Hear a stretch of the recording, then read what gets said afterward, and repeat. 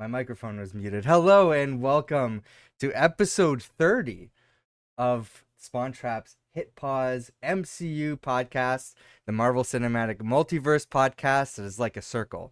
Not like a regular circle, more like a freaky circle. I am Till. I'm joined once again by Jordan. Is that hi everyone? Is that Korg? That's That's Korg, Korg. isn't it? The Yeah. reason is because I've been watching What If, Yeah. and Korg is the best part of that show, but we'll talk about What If afterwards. We have Yeah. a lot to talk about, so I want to make sure that we get right into it. Just a little bit of preview. We're just going to get into news. Jordan doesn't know anything about this news, so this is going to be a surprise reaction to stuff. And we're going to have a discussion about Miss Marvel because Jordan finally watched it. True, I did. Yeah. And then that is something that you did. And then we'll whatever time we have for What If, we will get into that because we have not finished What If. Echo has started, but we have not watched all the episodes dropped at once, but we haven't watched any of it yet. No, with the So Christmas and holidays, it's been difficult to get everything. also there's just everything Marvel all at once right now, and then we're gonna have the drought. So The I'm like, drought. I'm preparing for the drought now, like what kind of Yeah. stuff we're gonna have to fill in that time with. Let's get into the news though, if you're ready. Sure. So I'm gonna have to pull up my notes here because I already forgot. So first of all, there we're gonna be not gonna be spoiling anything about Echo. Not gonna be talking about Echo the show in general, but I will say that Disney Plus recently has placed Echo in the timeline. So just for interest sake, it seems like Echo. So again, we don't know anything about Echo. We haven't watched the show or anything yet. But according to Disney Plus, the show does take place in between Black Panther: Wakanda Forever and She-Hulk. So in between Okay. those two things. So Interesting. just thought that was interesting. I don't know. So it's like modern day MCU where we're at right now ends with Secret Invasion. It looks like. Right. So this takes place sometime before all that. So Secret Invasion. Yeah. It was the Guardians of the that's the Galaxy. most Secret recent Invasion. thing. Yeah. Yeah. I don't know where the Marvels takes place on that because I had assumed it's after Secret Invasion, but I heard something that it might be before. Um, or sorry, yeah, I heard that it might be before Secret Invasion. Right. I don't know. It's not on Disney Plus yet, so we don't know where the timeline takes place. And again, both Jordan and I have not watched the Marvels yet. Right. Have you seen anything for like trailers or anything for Echo, other I than what watched we watched? I watched one that came out. No, the only thing I keep seeing is like it'll like just from my job and the TVs at my job, I will see like ads that come up for watching Echo and they put Yeah. it, but they're also still doing the same thing with Loki. There's still a ton of like, go watch Loki Really? now. Yeah, and I'm like, really? You guys are still advertising like I Loki's now guess on streaming I season imagine 2 on they Disney didn't do Plus? that with Secret Invasion. Probably not. No, no. I think I've only seen like I think the only ads I ever seen on for Secret Invasion may have been like on, man, I don't even know. Maybe like on YouTube. That was probably like Yeah, it. There may have been like one or two I've seen on that. But on TV, I still see ads for Loki. Um, interesting. at least I saw one. I saw one the other day, and I was like, no way. I was like, that's like 2 months old, but okay. I was like, it must be like the biggest thing they have going right now. But I've seen Yeah, a lot of good reviews for Echoes so far. Um, saying that yeah, it's like in same. I've a heard good nothing but good things. So yeah, like looking forward to it. it was like a step in the right direction, or it was Mm. like a I think they said it was like a heavy hitter, or what do you, or like they knocked one out of the park, or some Yeah, sort of talk term, right? I So have I seen am, one negative review. It's from GameSpot, and they gave yeah. it like a 5 out of 10, which is oof, that's rough. But everybody else has said the show is fantastic. So Yeah. And what is there? There's 6 or 9 episodes. five. Oh, five. Okay, I thought Yeah, it was like around the 6 or 9 short. area. Okay, Yeah, so short five series. five episodes. Uh, yeah, I could crush that in an afternoon, but I gotta find some free time. I Yeah. am gonna watch it though. It does look really good. There is some. We already know this. This isn't a spoiler. There's some integration with Daredevil in the show. In terms of some characters, we've known that Yeah. since the inception of Echo. We've got some more confirmation on the ongoing internet debate on whether the past Marvel TV stuff, aka, for example, the The Netflix Netflix stuff, series, the right? Defender saga, if they are canon to the MCU 616 Sacred Timeline. Right. We got some confirmation on that now, I finally. yeah. Not from Kevin Feige himself, but from another producer, Brad Winderbaum, uh, like high-end face of Marvel Studios as well, did recently say in an interview with Screen Rant, Yeah. so this is quoting him, I can say that up until this point, we've been a little bit cagey about what's sacred timeline, what's not sacred timeline. That was born of, frankly, a period at the studio where we were like, we have to stick the landing with the vendors. I've seen some other quotes like change that wording to the Avengers, Right. so I don't know exactly what he's saying. And then he says it was another part of the company developing the Netflix stuff. That's the Marvel TV side with Jeff Loeb. We Right. were aware of what they were doing. They were aware of what we were doing, but there was a lot to balance anyway.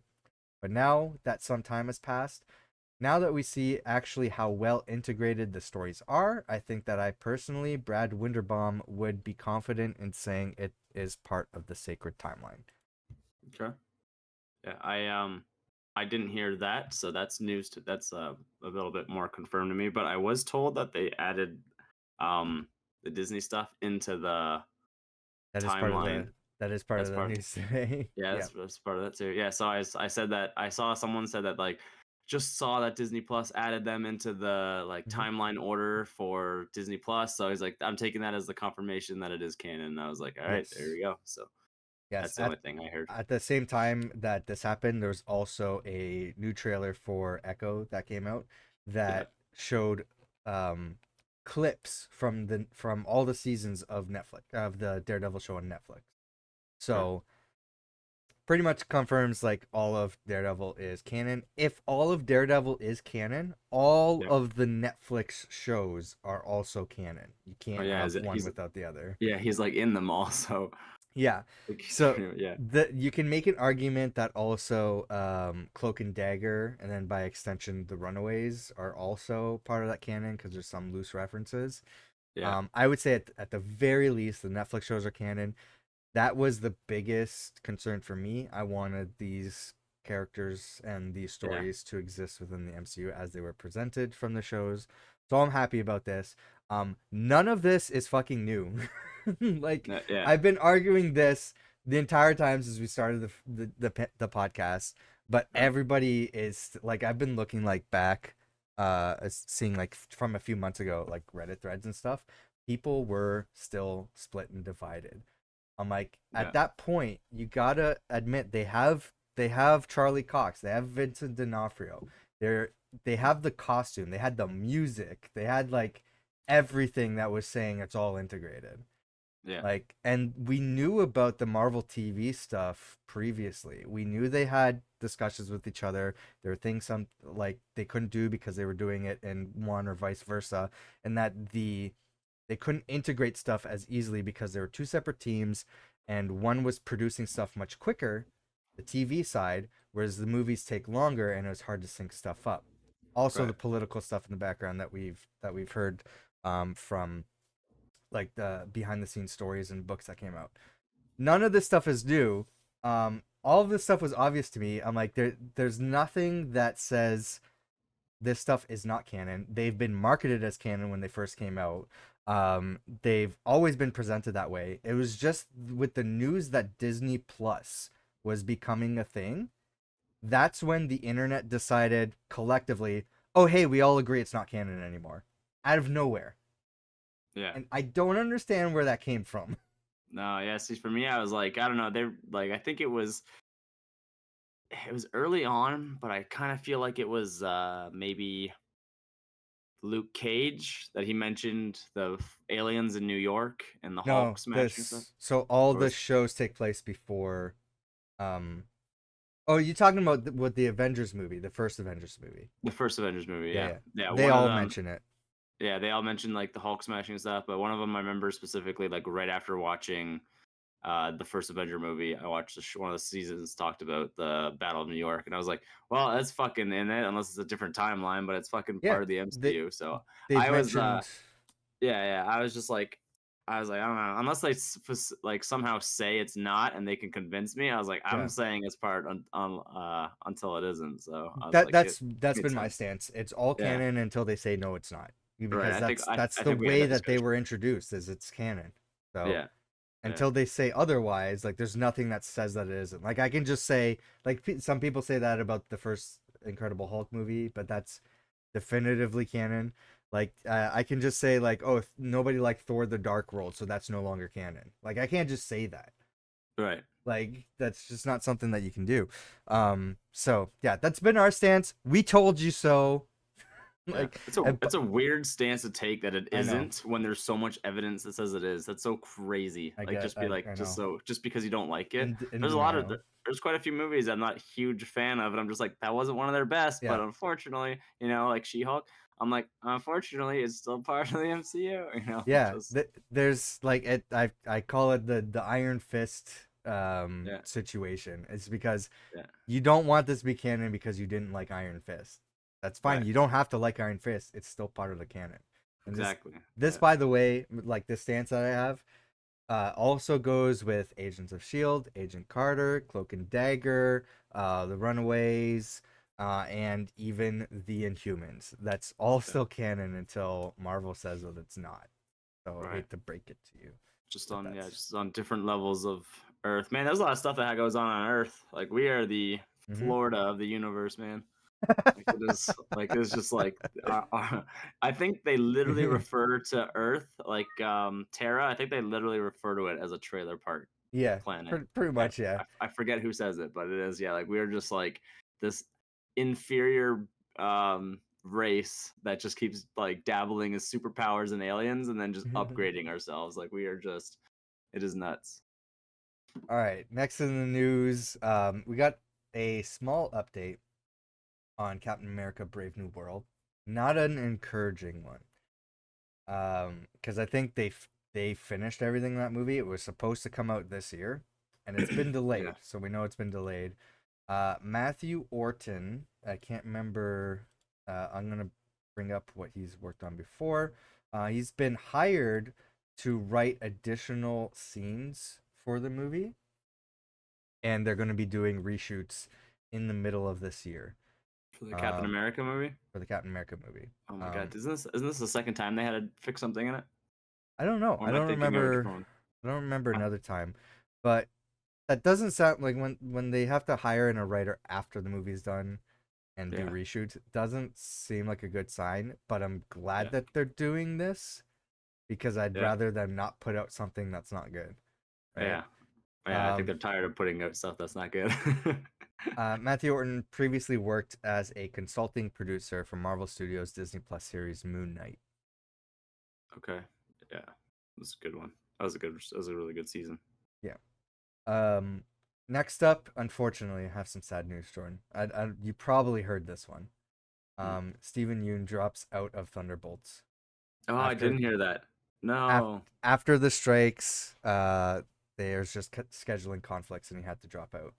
Oh, that's unfortunate. Yeah, I love him, man. He's really good. yeah, Um, he would have been a great lot for of the people. role.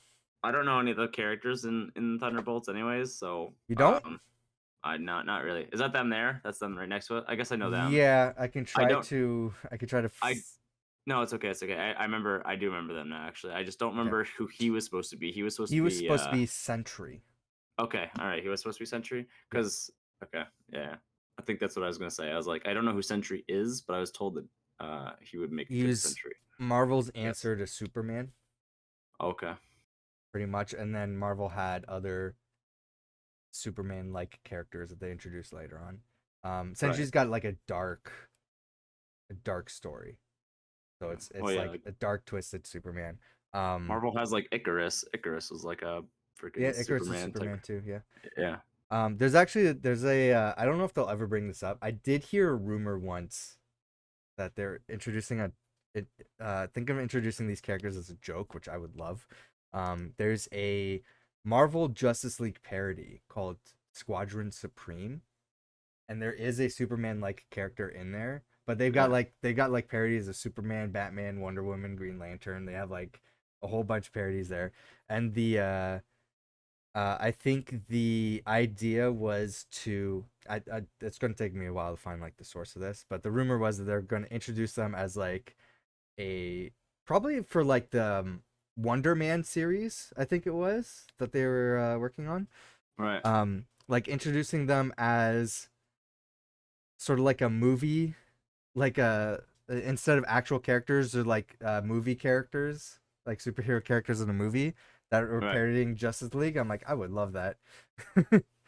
That'd be a funny way to introduce those characters. Yeah. There's so many parodies of like the Justice Yeah. League. Like I was like The Boys has the the Vought 7 or whatever it's called. Yeah. I forget what their But thing. And then it'd it be would be weird to funny for 'em. introduce those characters in a Marvel movie though, because people It would be would. like people who don't know the comics or anything will walk into the movie and be like, "Why is Marvel doing the Justice League? I don't get it. This is a Yeah. Warner Brothers thing, right?" They'd be so Yeah. confused. So I think introducing them as like a joke cast of like Sure. fictional characters, I think would be Yeah. funny. Yeah, I would for sure. Yeah, even I was just watching that new animated show Invincible, and they Hmm. have like the Guardians of the Globe, and they're Guardians like of the the Globe, same. yeah. Yeah. Yeah, it's still Which like the same. Steven Yeun is in as well. He plays Invincible. He plays Invincible? I thought he Yeah, did, yeah. yeah. Um, yep. And continuing on, we got some animation news. No, Okay. never mind. First, we'll talk about Avengers Kang Dynasty, which is probably the biggest updates we have here. Yeah. Um, because they've had to change a lot of stuff about this movie, so I don't even think it's the same as when they originally conceived it. Michael Waldron is going to write the Avengers Kang Dynasty. So he worked on he's another big face of Marvel. He worked on Loki and Multiverse of Madness.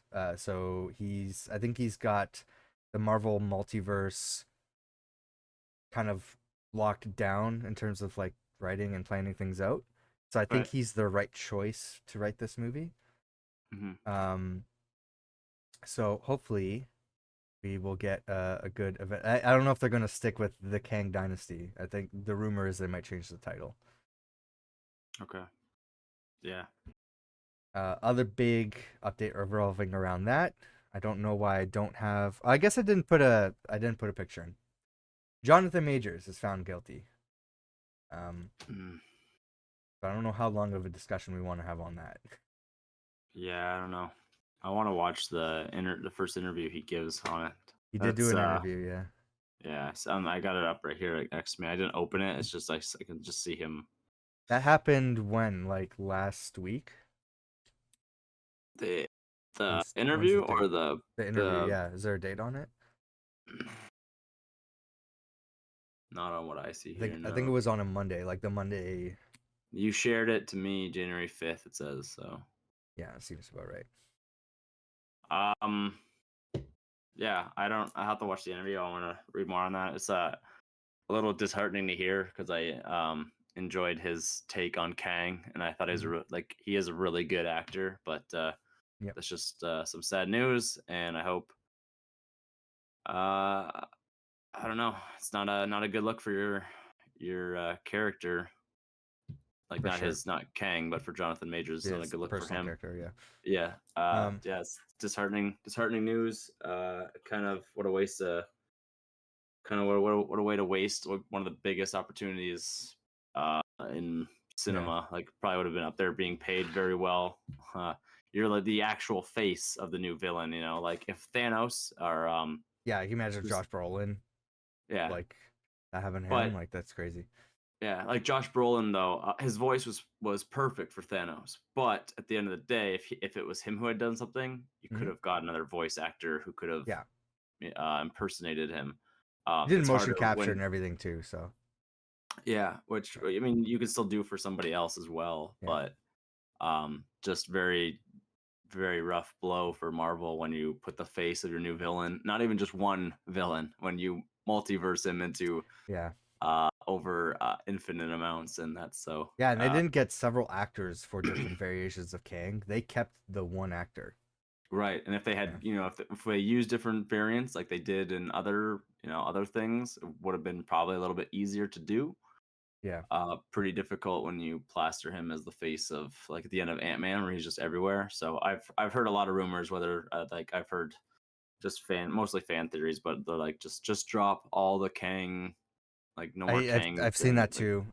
yeah, We should also mention, like, having this discussion, because I think this is the most important part of the discussion. But yeah, Marvel has dropped Jonathan Majors. They're not going to be working with him anymore, which right, is understandable. We were kind of expecting that. yeah, The question is, from those outlets and everything, is whether to drop the character completely, because people feel like Loki season 2 ended at a point where you can drop Kang, right, or do you recast? So I'm curious what you think, because I think the opinions that I've seen are from those that are looking at it as a movie and TV show perspective, yeah, and how Marvel Phase 4 and 5 has gone so far, and right. especially the content that Kang has been featured in, and not as a Marvel or comic book um like fan looking into this. So I'm just curious, your thoughts. Um, I don't know. I kind of have like three, I guess I'd be okay with. Like Loki season 2 does wrap it up nicely, where I could see if they decided to, I'd be like fine. Like it's a rough blow because I kind of would like to see the Kang Dynasty. I kind of want Mhm. to see more of how powerful this character can be. Like we've seen him at just one variant of him Yeah. who isolated an entire timeline and created stuff. So I'd love to see more. I thought, like, I was really looking forward to that. But if they decided to drop it, I guess Loki wraps it up enough to be okay. But I feel like if they drop Kang, then I'd pretty much be okay if they just wrapped up the multiverse in like just two phases, like just phase 4 and 5. Because I'm like, I don't want to go another full phase of multiverse without Kang. It just seems, with the time traveler, like it just kind of seems weird. He has his whole multiverse ship and stuff that we saw on Ant Man and the Wasp, and I'm like, well, I Yeah. guess we saw everything. Like I don't really want the recast. I guess he did, his personal life aside, he did a really good job as Kang, and I don't know. If they recast, then fine. At least I can still get it. So I'm kind of like up in the air. I guess I don't really care. I'll kind of put it simply. I'll let Marvel rip the Band-Aid off for me. Just make your decision and then rip it off quick, Yeah. and then I guess I'll just be okay with whatever you decide. I kind of feel like So we've had sort of like recast discussions on Chadwick Boseman, on yeah, the actor who played Thaddeus Ross. I don't know why I'm blanking on him right now. Who's um like, they uh, recasted him as well. Um, but Harrison Ford. William Hurt. Yeah, Harrison Ford's Oh taken over him for him, yeah, um, but this is obviously a completely different situation altogether. I am on the camp of recasting. Just yeah, recast. I don't see the issue. For me, and obviously this hasn't always been the case, and clearly, like, Marvel has proven that it's not always been the case. I have always been on the mindset that Marvel as a business, yeah. um the character is more important than the actor. True. and Yeah, and I've always been on the mindset that if Marvel wanted to, they'll cast somebody else as Iron Man. Like, if they yeah. really wanted Iron Man back, Robert Downey Jr. is not doing it. They'll cast somebody else as Iron Man. And I've also been on the camp that they're probably going to recast T'Challa, but they didn't. So, I mean, kudos to them. I wasn't expecting that. I think it T'Challa was was, a little too soon though. yeah. T'Challa was like that. That was a hurt. That one hurt. I honestly, I don't think the decision was Marvel. Like, I could be wrong, okay? Because Kevin Feige kind of seems like that guy. Like, no, we can't recast. But I think it, for me, I think the Black Panther recast came down to the director. I think it was a directorial decision, where he's Yeah. like, either we don't recast, or out. Like, I'm not directing it, and they wanted to keep the director, obviously. So Right. um, but when it comes to Jonathan Majors and Kang, I don't care about Jonathan Majors. He's out of the discussion now. Where we're talking about Kang, they've built this whole saga around this character. They Right. have plans for this character. This character is a big deal in the comics, and we haven't seen him be that big of a deal yet on screen. I mean, we have a Right. little bit, um, but Like Loki kind of shows he's powerful as yeah, fuck. Like probably the most powerful thing in the in that one timeline. But yeah. I want to see a whole army of them. Like that would be insane. When you call it the multiverse saga, there's Yeah. very few characters that you can introduce that replaces Kang. You need to Right. have Kang here. Now, granted, I have always had the position that Kang is a misdirect. He's gonna be taken out of the picture probably by Avengers Kang Dynasty, and there's gonna be the actual bigger threat that we're gonna see in Avengers. What Avengers number is that? Avengers Secret Invasion. Secret Wars. Secret Um, Wars. That's I'm it. trying to think of the Avengers movies. We had Avengers, Age of Ultron, King Infinity Dynasty will be 5. War. Yeah, Kang Dynasty would be 5, and then Secret Wars would be 6. Yeah. Um, so yeah, I'm on the camp. Keep the character. Just recast. I can handle that. Like I'd be fine with that. I Yeah, if they drop the character, I'm just saying like I at least got we've seen we've seen how tough he can be in Loki and the quantum realm. So like I got a bit of him. I would like more. yeah, But yeah, no, I agree with that. I think the character is still important. Like just because an actor stopped playing them, yeah, they don't own that character, even if they owned them really fucking well. yeah, So if there's a good story and they wanted to write an Iron Man 5, like yeah, then I get it, but there would be a way better. yeah. Don't let You gotta have a don't good let cast. Jonathan Majors shitty decisions affect the character. Yeah. Like work past that. Um, and I think that's a good decision. I don't know why your camera keeps stuttering, but we're just gonna deal with it. Just deal with it. So I'm That's fair sorry enough. that you keep freezing on the screen. Um, next up, we got some animation news regarding um, X-Men 97 and Spider-Man Freshman Year, which has been retitled to Friendly Neighborhood Spider-Man. You don't care about any of these, do you? No, not really. Just looking at those, I'm like, probably won't watch those. They're coming out Those this gonna be year. okay. They're coming out. So we're not gonna have any Marvel movies other than Deadpool, or any MCU Marvel movies other than Deadpool. Yeah. So we're gonna have to have some animation, which I'm happy about. I want more animation, but this isn't necessarily the animation that I wanted. But I am curious about Friendly Neighborhood Spider-Man because I like animated Spider-Man stuff. Um, Right. More importantly, into the animation, we finally have news about the Wakanda series. Sorry, I don't know why I have Spider-Man here. Let me get the I got some Sony stuff we're going to talk about. Yeah, the Wakanda series is going to be an animated series. We've been teased about this, or we heard about this a long time ago. Yeah. I thought it might have been live action, but I guess it's animation. Um, I'll pull up the description. Uh, it's titled Eyes of Wakanda and will follow the lives of multiple Wakandan warriors from different parts of the nation's history. Yeah. Don't know when that's coming out though. I don't think it's coming out this year. Are you excited about that? Yeah, I'll probably watch that. I Yeah. like I like I want more Black Panther stuff.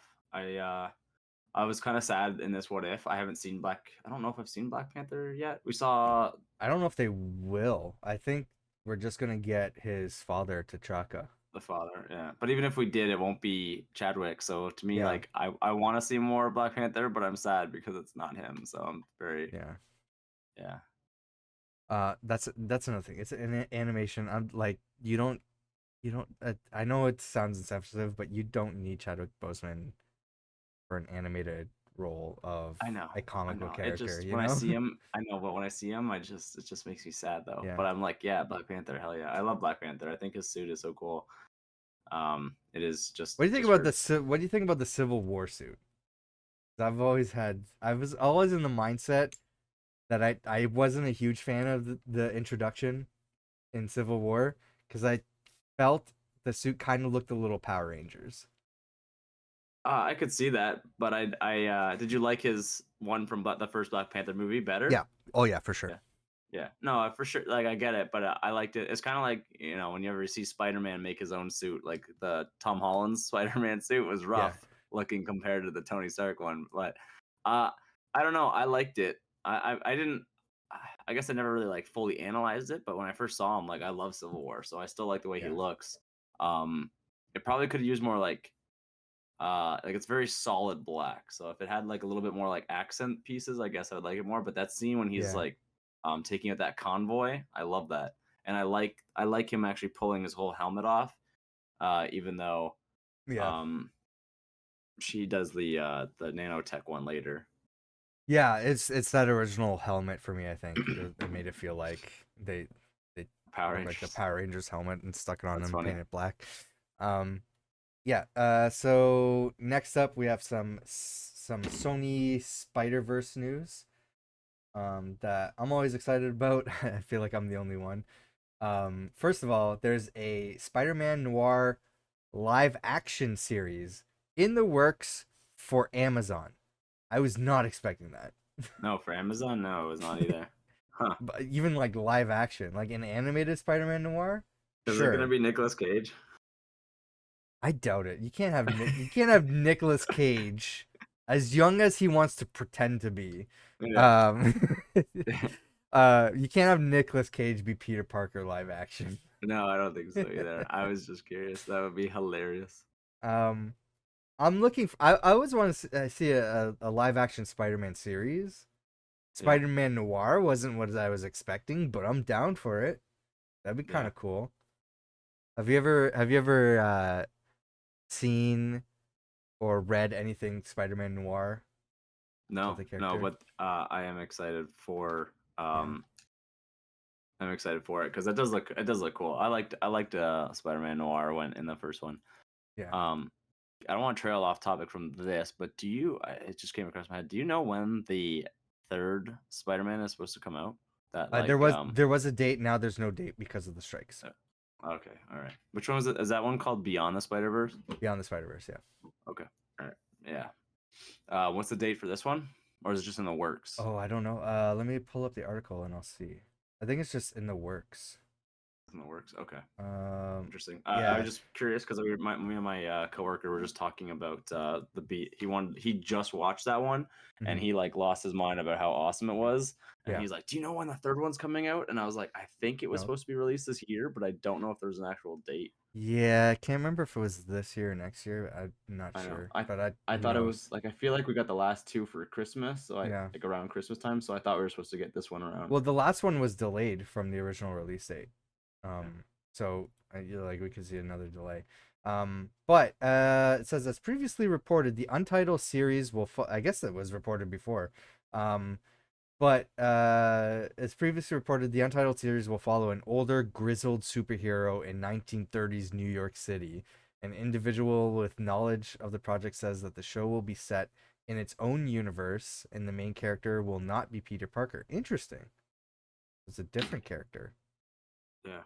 I guess like contractually, if I don't know if you've ever read the and I guess things have changed since Marvel and Sony have become friends again, I guess. Yeah. But in the original like contract for Spider-Man that Sony has, they have to have Peter Parker be Spider-Man unless it's an alternate universe version of Spider-Man. Hmm. So this I don't know, this kind of like this is its own, this isn't like a Spider-Man series and then Spider-Man Noir comes from another universe to be a Yeah. different character. This is a show that's specifically centered around Spider-Man Noir. So I don't know if that means that like under the previous contract, if Sony would have had to, and I guess this is still Sony produced, but it's just for Amazon.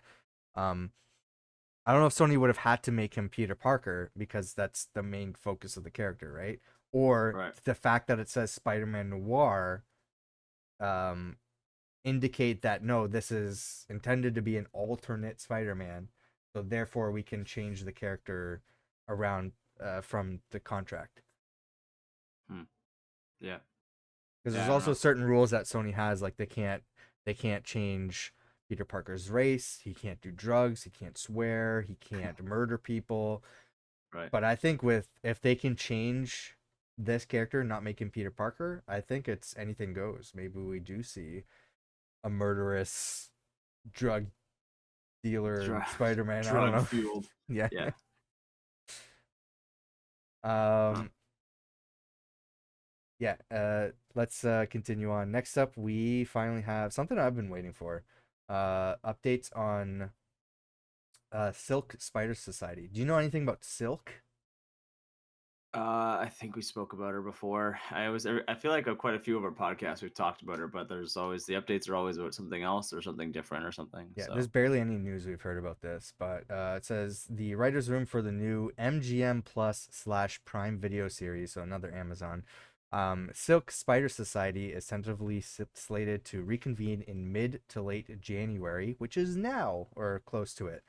yeah, Um, so it'll be the last series whose writers' rooms were up and running when the WGA strike started May 2nd to reopen. Um, so I don't know anything about this. Here we go. Silk Spider Society is the first from a suite of Spider-Man Universe series from Sony Pictures Television for both MGM Plus and Prime Video. MGM Plus will have the first window in the US, and the series will then air on Amazon Prime's video streaming service in the States. I'm guessing it'll just go straight to Prime in Canada. yeah. Um, uh, it's based on characters created by Dan Slott and Humberto Ramos and inspired by the Marvel Comics. It follows Cindy Moon, who we have seen in the MCU. She's part of the debate club. A Korean American woman bitten by the same spider that bit Peter Parker as she escapes imprisonment and searches for her missing family on her way to becoming the superhero known as Silk. When is she? When is she? What debate club is she part of? Remember Spider-Man Homecoming? Peter Parker was part of a debate club. Okay, all They right. I went just to wanted to double check. Washington Yeah. to debate Yes, stuff. yes, yes, yes. Yeah, Yeah. man, that's a long. That holy cow, that movie was so long ago. I don't think I've watched the first Spider-Man movie in Yeah. probably like 2 years, 3 years, maybe. It's been a while. I don't know if she's been in the other Spider-Man uh, the movies. I think she has. She was in the second one. I'm not sure. She is a very brief cameo, so it's like uh, obviously I wouldn't like obviously you can miss it. I think most people missed it. Um, Yeah. yeah, Silk is a character. She was bitten by the same spider as Peter Parker, but rather than like Peter going on about his life and becoming Spider-Man, Cindy was sort of um like found by another person in the spider mythos and was told that hey, there's these people that are going to be after you, we need to protect you and we need to keep you in a bunker for Hmm. like years.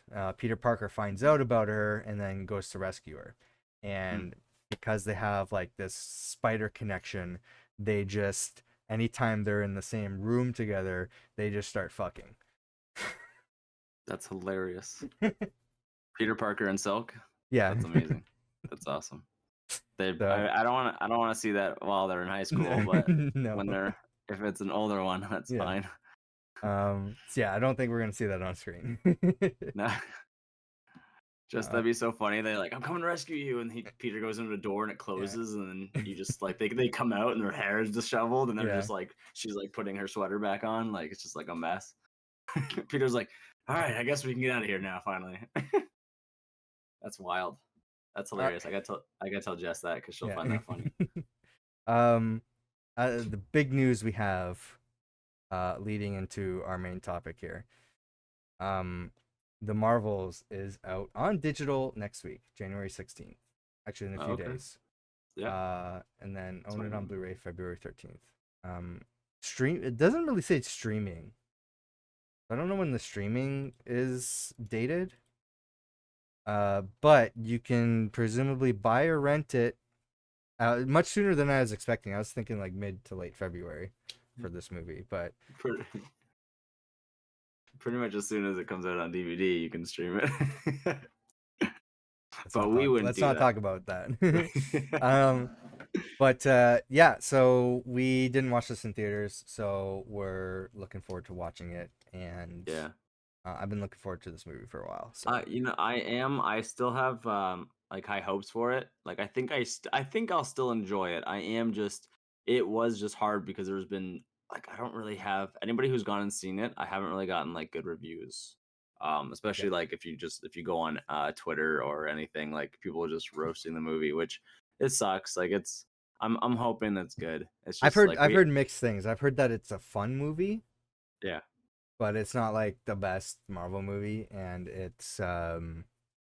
Yeah, it's that could short. It's the those shortest movie. Yeah, those can go hand in hand. Like you can still Yeah, have fun with the movie and then just be like, but it wasn't that good though. Like yeah, for sure. like Yeah, I would argue that Thor: Love and Thunder is mhm, pretty fun. It is yep. just not good. There's some fun moments in that movie. I agree. Yeah, Um, but I like all these characters, so I'm hoping to have a good time with the movie, and it'll yeah. be a movie. Like a lot of people didn't like Ant-Man and the Wasp, so the second Ant-Man movie. I liked it. I I did like it, but I thought like looking at it as like a movie, I'm like, okay, the first Ant-Man movie I think is just objectively a better movie. It Absolutely just followed a better formula, is all this stuff.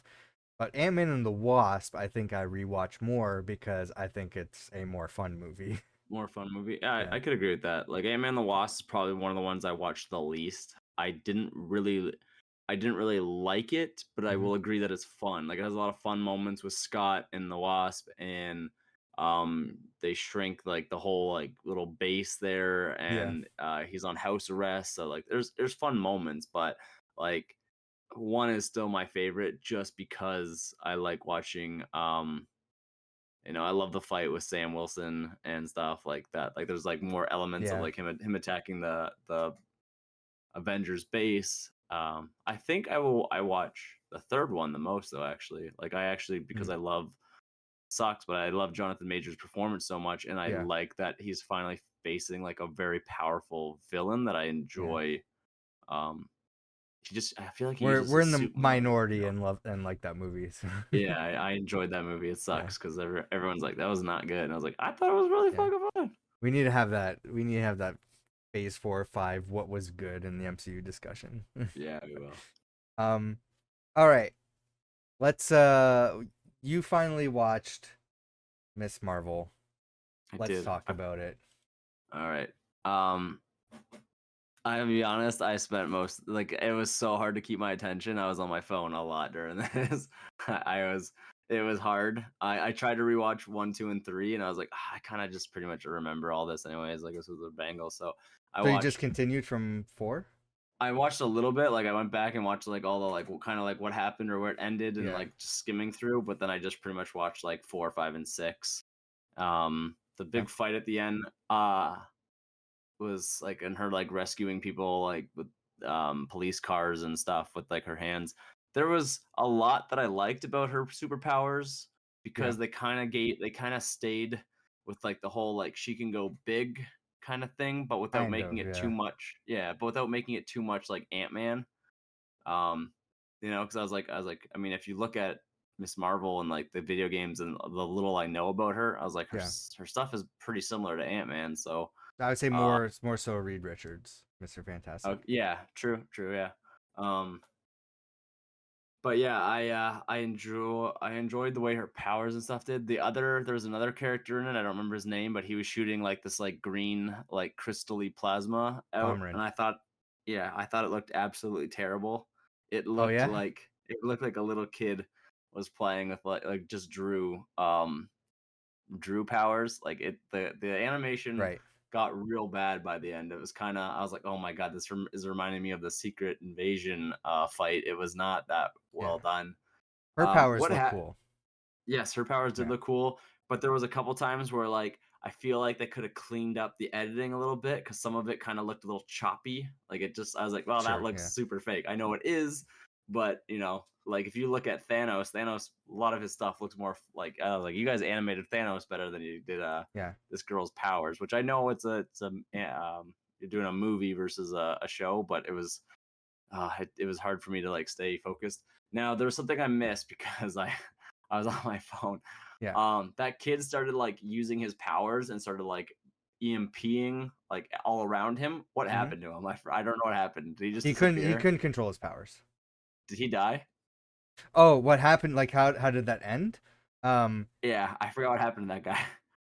Did he die? I so don't remember. He started like shooting his powers all over the place, and it was like destroying yeah. all the lights and stuff. And then she put like a shield around them, and then I don't remember what happened. I went on back on my phone.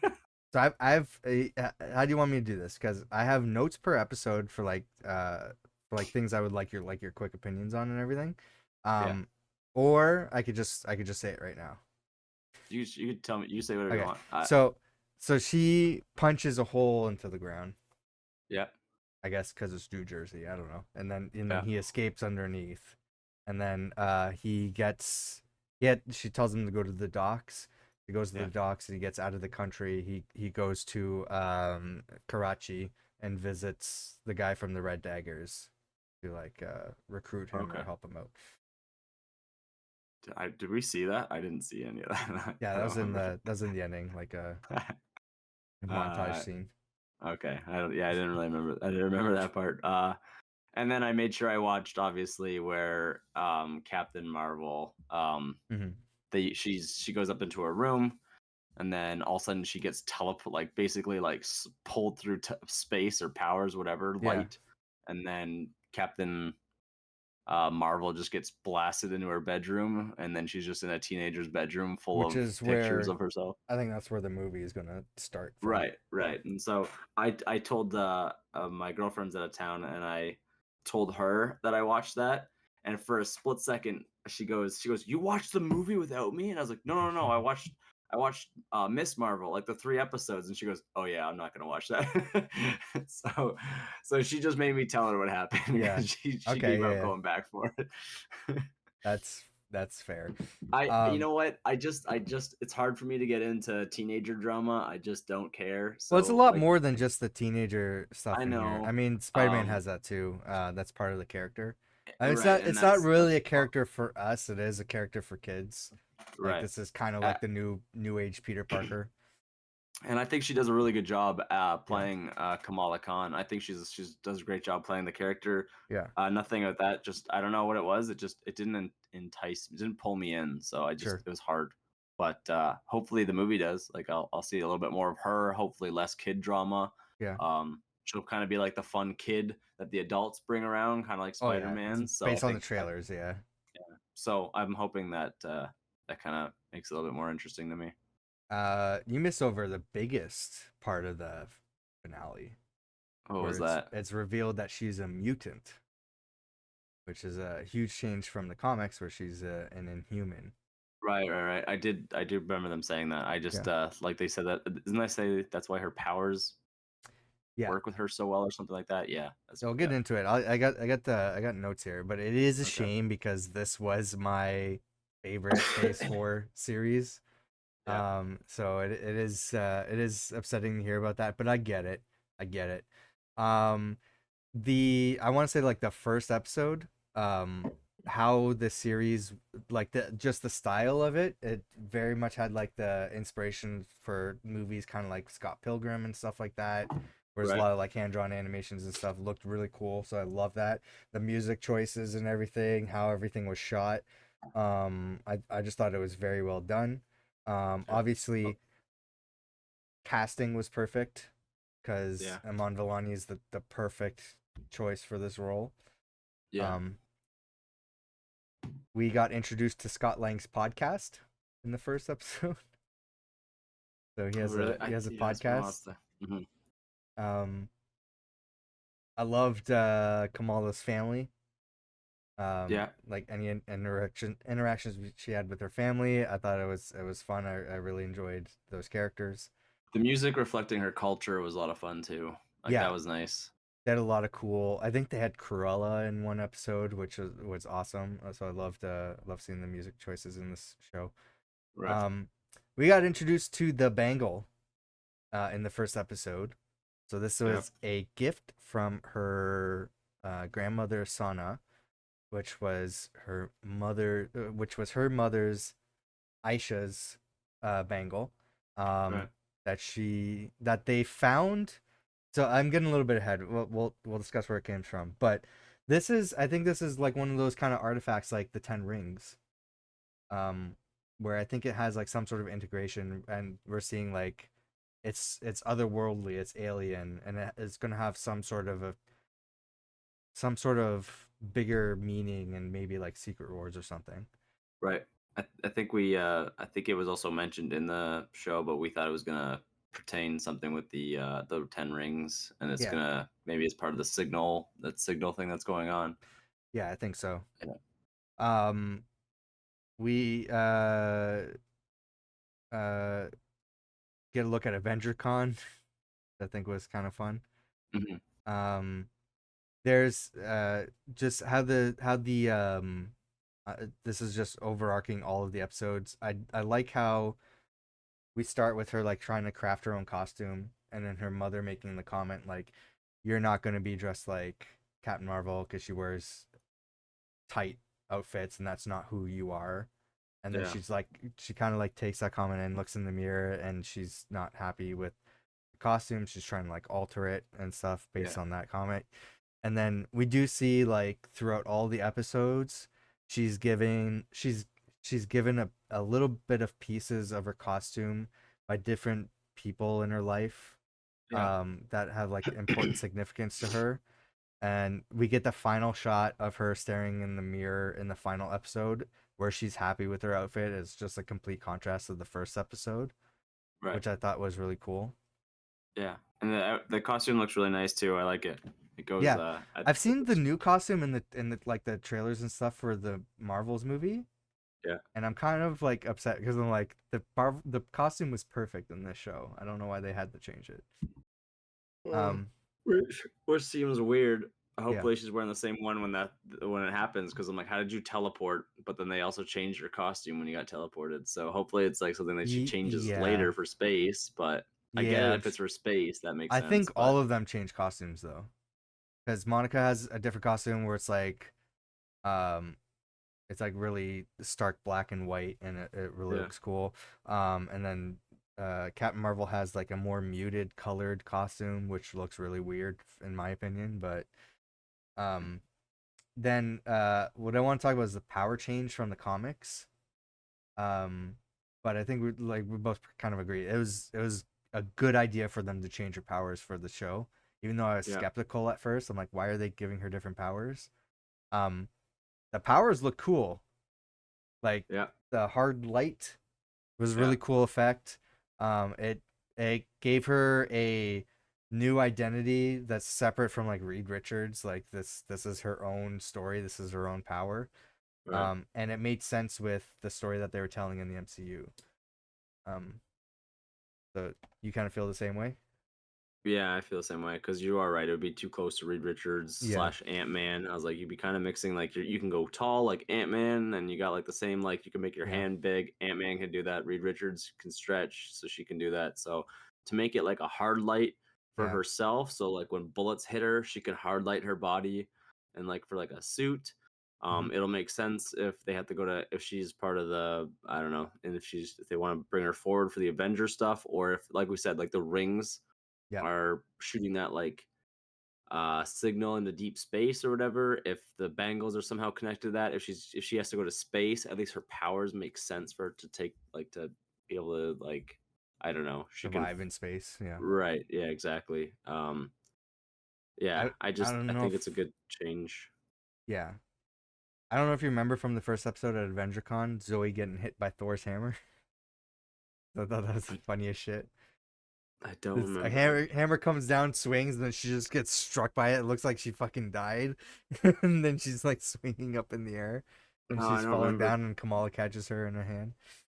I don't remember, but I want to watch the Avenger Con scene again. I Yeah. kind of think it would have been cool if they had done Kamala's thing based off of the game or the explosion that goes Yeah, off well, and that's more like the comics where she gets hit by the Terrigen mist, the Inhuman thing. But yeah, I think they wanted to avoid the Inhuman um right. uh part of that her character in the show. Part of the reason why is because She was originally intended to be a mutant in the comics, but because of political stuff at Marvel, they were Yeah, pushing Inhumans as the next X-Men. So they were kind of like forced to make her an Inhuman, and it was kind of fitting into where the Inhumans were in the comic storyline. But yeah, in the MCU, the Inhumans don't have any sort of impact in the universe yet. So it makes more sense to introduce her as a mutant because they're pushing mutants now. yeah. We No, also no, get Mhm. it was good. It was a good change for her powers. I agree, and like Yeah. just her as like I get like we already have that. If you want that, there's a video game of it. There's comic books, but the Oh, the MCU video game's was not nice. around anymore. Yeah, it's true. I bought it for $5, so I do Yeah. have it. I will say for that series, still one of my favorite trailers though, with the music choice and just how well it looked. Like that Yeah. trailer amped me up for that show, Yeah. and then the show They just didn't used hold my interest. But I can see why. I can. I wouldn't say it was bad. It just didn't yeah, hold my interest. the weekend. They used the weekend in the trailer. Yeah, it's a good Um trailer. It's such a good trailer. we get introduced to damage control. One of the guys is the same guy from Spider-Man, No Way Home. Okay. Um so it shows that just like in Spider-Man they're hunting down individuals with powers, which Yeah. kind of seems like the MCU's version of um there's this not where the Sentinels come from. There's like people who hunt down mutants in the comics. All So right. it seems kind of like that. Um, episode 2 we get introduced to Kamran. Um, uh, and Bruno states that Kamala's power comes from within Kamala, not the bangle itself. Yeah. So he kind of discovers that early on. Hmm. Uh, Was was the bangle like help or guide it or anything, I think or it does like it unlock activates her ability. activates it? Okay, Yeah, cool. because that's what by the end of the episode when he says that she's a mutant, Yeah, he says that he wanted to see if the bangle had any other effect on any of her family, and he says no, there's something weird about your genetics. yeah, Um, so you probably don't remember this and might have missed it. Kamala and Kamran were talking at a cafe, and they were mentioning like Bollywood actors and stuff like that. They were right. both talking about Kingo from the Eternals. Oh, the king. Yeah, yeah, Yeah, yeah, so he's saying like his mother loves Kingo Senior, yeah. and they're like, ew, why? That's so weird. He's like, no, I love Kingo Junior or whatever better, and it's the same guy. Yeah, it's just in him playing his like throughout the same generation. They all just look Yeah. the same because he doesn't age. Yes, that's so funny. Then we get told about Muniba's backstory and the partition in India and Pakistan, and was told that her Kamala's grandmother Sana followed a trail of stars to find her father at the last train that was leaving. Um, and so at this point, I'm kind of getting worried in the show. I'm like, Kamala's powers kind of look starish. Please Yeah, don't tell me she travels back in time and is the reason why she exists. Because yeah, we're getting into yeah, the time travel discussion, and I'm going to be really upset about that. Um, at Eid, her friend Nakia was convincing her father to vote for her for the mosque election, and I yeah, love that scene because he's like, "No, I'm voting for my best friend." And she's like, "Yeah, Kamal's my best friend," and she knows that how important it is to have uh like a good uh female role and everything in the mosque, and his facial reaction is like, oh no, what am I doing? I have to vote for her now and go vote against my best friend. um and for damage control, did you Mhm. notice that they're using Stark drones from Spider-Man No Way Home or Far From Home? I think I saw that. I feel like I saw that, and then I don't know. Yeah, I The thought same so, drones. but I wasn't for sure. I was like, maybe they just look similar, but I didn't know. I was like, man, Yeah. everyone just be using Stark tech after his death. Like, Yeah, I don't they know. Everyone also keeps have getting. like the sonic weapons that the military was using against the Hulk. Yeah, yeah, yeah, yeah. So they just have like crazy funding from the government, or they're supposed to be private, like a private company from Stark Industries. Are they the government or are they a private organization from Stark? I thought it was a private organization, but maybe who knows? There always could be side dealings where people are selling. People are corrupt and greedy It and seems like selling there's some sort of selling law tech on the side. enforcement. So like Yeah, it seems like they're a government agency. I don't know. make a little bit of money selling some Yeah. tech on the side. So to just be like, don't use this Yeah. against Americans, but we're gonna sell our tech to you or to other companies or whatever. So who knows? Um we get when Kamran and his mother Najma save Kamala, they talk to her about her origins, and they say they go to a flashback of Najma and Aisha in a tomb where Right. you can see the symbol for the 10 rings in that tomb where they found one Yeah. of the bangles. Yeah. So that's more concrete evidence that the bangle seems to have something to do with the 10 rings. I Be think kind of this weird if they don't interlink at this point. Like I'll be like, why are you guys setting this up so much? Like I'm it'll sure be it will at some point, but yeah. maybe there's other artifacts as well. That's what I'm But thinking. I was what you know what? I have two theories. yeah. One is a little bit more like Mortal Kombat theory. I think I brought up Okay. before where I'm wondering if they are like getting weapons as like champions and they're gonna have to compete in some sort of Oh, tournament fight. that's very good thought. Yeah, yeah. And I thought that would be so cool. And then I also was wondering if like I feel like there's also another like I feel like this is also just like another like plot that has been done before, but it feels like there might have been like some sort of evil that happened and they used all these mythical weapons to kill that evil and put and bury it away. And then Okay, they yeah. went and sent all these powerful weapons away to keep like out of the hands of people for a bit. Yeah. And now I'm wondering if these artifacts are either coming back to the surface, one because maybe the evil has returned, whatever it may be, Right. Yeah. or maybe because these things are now these devices are now being reawoken.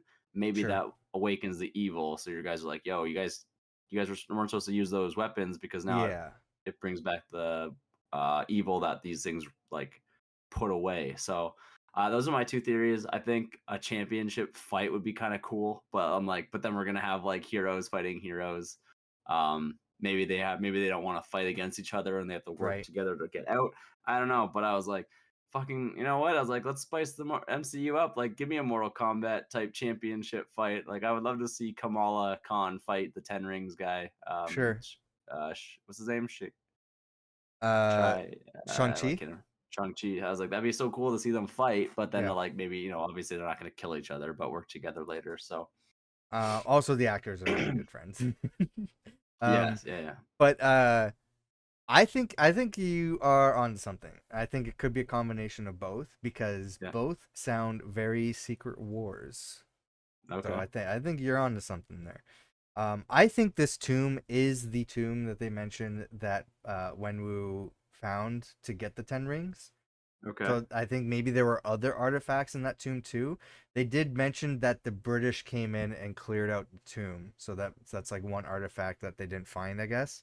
So I'm Right. guessing a lot of these are probably in the British Museum right now.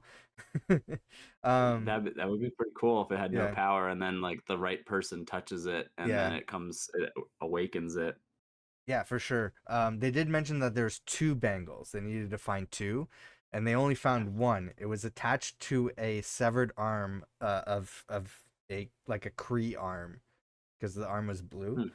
So Okay. so a Kree alien had the bangle. So they seem to be maybe of Kree origin. Um, and that's where they were. They were in that tomb there. Interesting. Um, Najma explains to Kamala that she is a Jinn or a clandestine from the Noor dimension. That's where her ancestors came from. So it's yet another dimension or plane that we've seen like countless of in the MCU. Right. So this is the light dimension, I guess. I think when you and I first talked about the rings. Maybe it wasn't even about the bangles yet, but about the rings and the signal we were sending. I think you and I had both thought of the idea that it was going to bring Mhm. Galactus to our planet, That's yeah, and that could be a like possibility. it was something that I thought of right away, and then when I said it to you, you're like, I thought the same thing. We were both having a Galactus thing. I Hmm. don't think they're thinking that far ahead for Galactus, but Yeah, I still think I'm not ditching that idea. I like my other two a little bit more. It's going to yeah. be some sort of other like Galactus could be a extraterrestrial evil or villain something. for Fantastic Four. It's a possibility. The what kid? Sorry. Galactus could be a villain for Yeah, Fantastic Four. yeah. Was it okay? So there was a Galactus in one of the Fantastic Four movies, right? Was Yeah, it the second one? Rise of the Silver Surfer. Rise of the Silver Surfer. I never fully. I don't think I fully watched that one, or like Oh, I Galactus what was a wasn't good. cloud. They turned Okay. Galactus into a cloud. Yeah, I was like, I don't really remember that. Yeah, you know what's weird? I remember I knew nothing really about Galactus as a child. Yeah, But I loved. I forget what it was. I had video a game or giant. something. No, I had a giant Magneto and a Yeah, giant. like a toy action Yeah, figure. like an action figure and a Yeah, giant Magneto, and I think my parents thought Galactus was also part of um the X the Men. mutants, like the Yeah. X-Men. So they bought me a giant Galactus, and I had a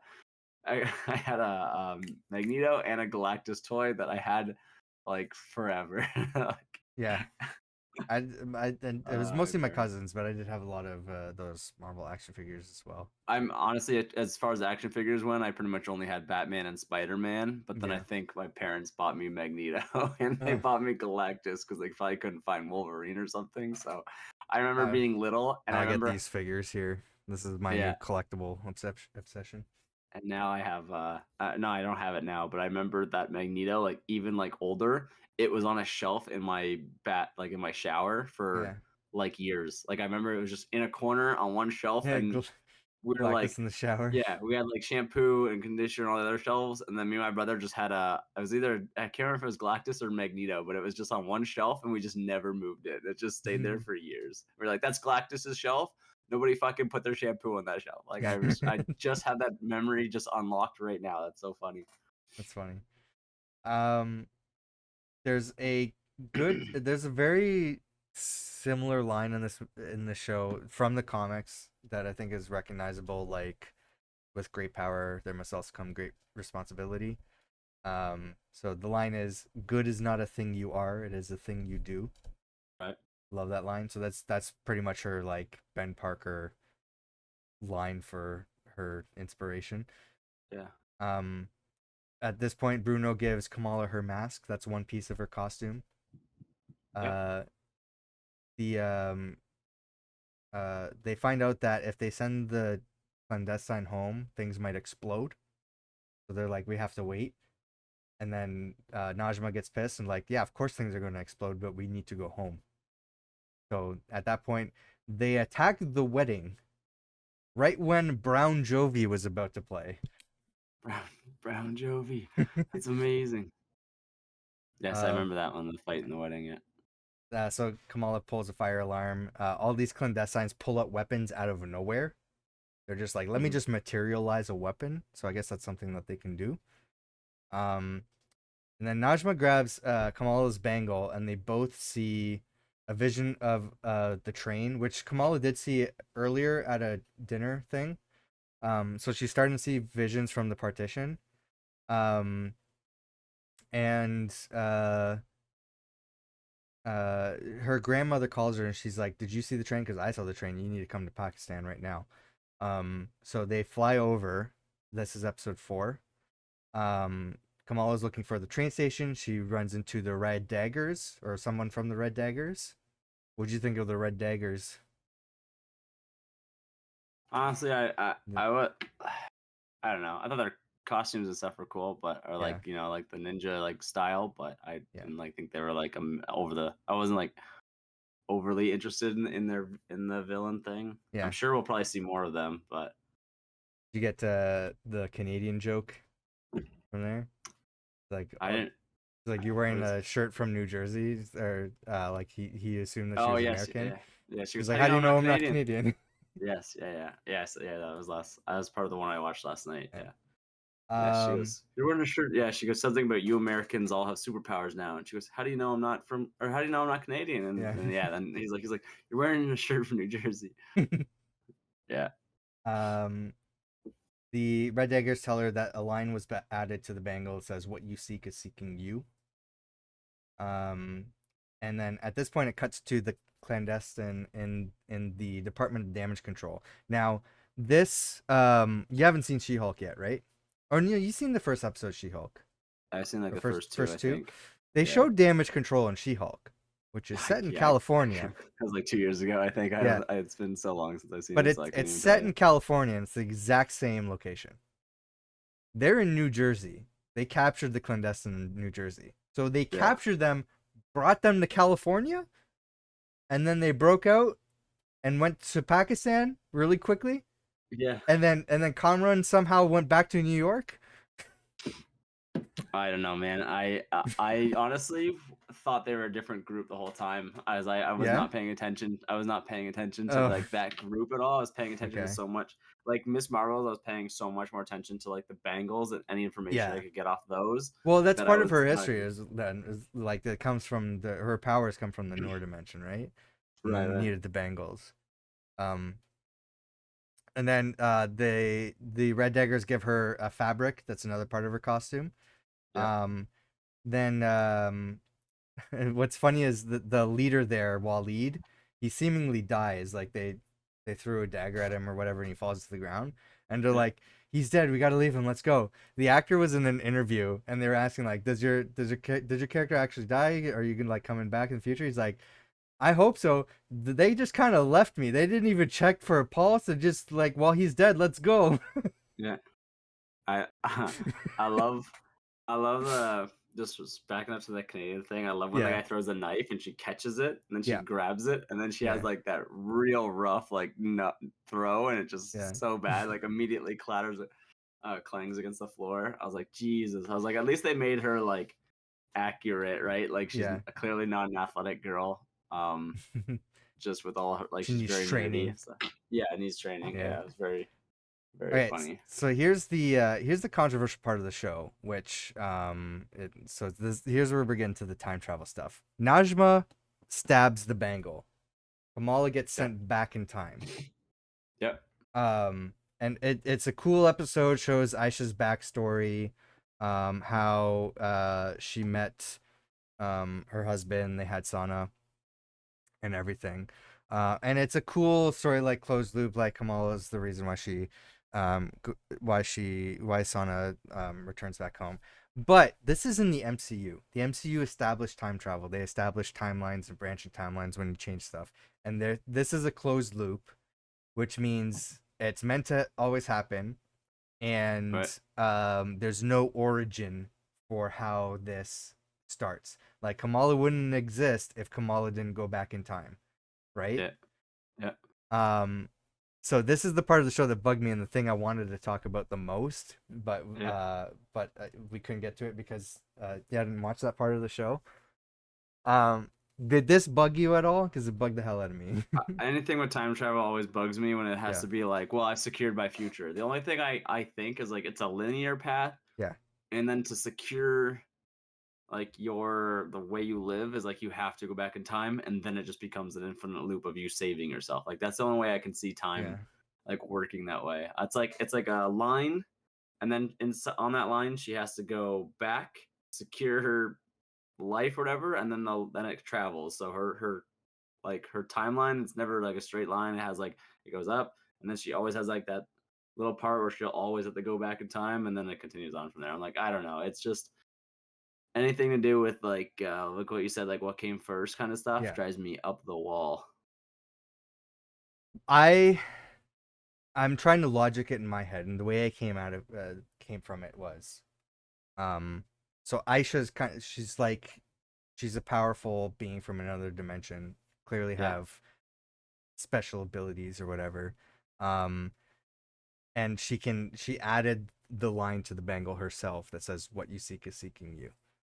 yeah, Um, uh, at the train station, so she gives Sana the bangle, and then has her either a picture up or a note, I can't remember, and she says that line, "What you seek is seeking you." At the time that she said that, the bangle activates. Yeah. So I look at it as she was saying an incantation where it was like, okay, here's I need. She was trying to pull Sana from the future and to have her Yeah. sent back in time to send her back into the train. Sana never. I guess there's no situation in which Sana would use the bangle where it would work for her.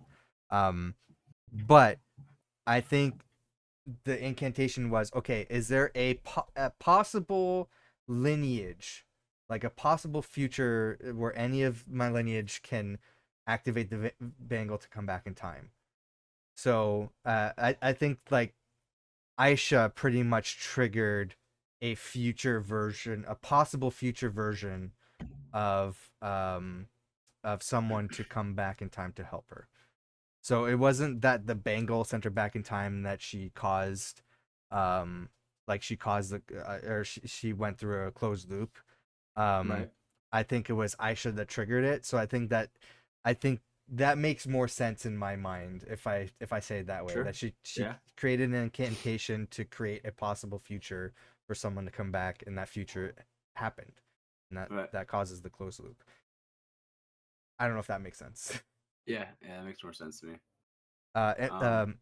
Aman Vellani was asked this in an interview for New Rockstars at the time. He's like, "This time travel kind of doesn't make sense with Avengers Endgame," and she's like, "Yeah, I know. I brought that up with the people on the set, and they told me, don't worry about it. We might like fix it later down the line." Yeah. And she made the indication that maybe we might see an answer for that in the Marvels. Okay. So Hmm. Hopefully. yeah, Amon Vellani, she says, I don't know. She must be like an actual, like she must be like a, she must read a lot of like comic books. yeah. Well, she She, wrote a comic. Wrote a Miss Marvel comic. oh, did she? Yeah, we brought that Yeah. up in a previous podcast. Okay. Yeah, I don't really know much about her herself. She makes a lot of good points.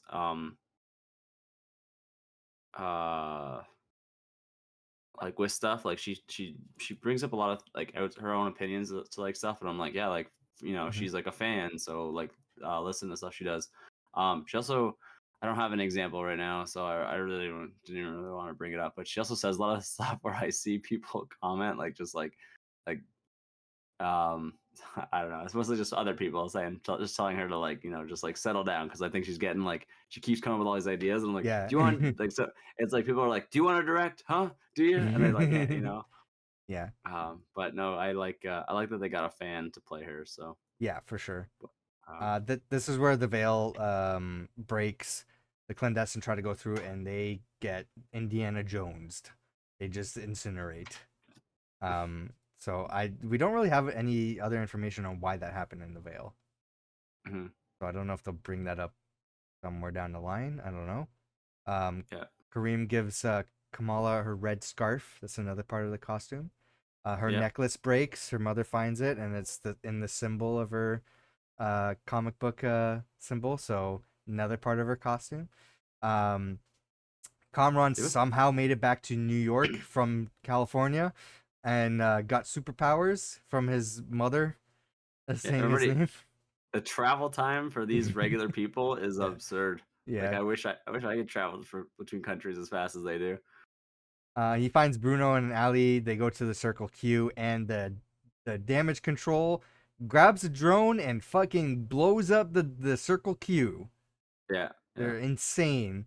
Um, and I'm pretty sure they're heavily insinuating that one of the agents is super racist throughout the whole show. Hmm.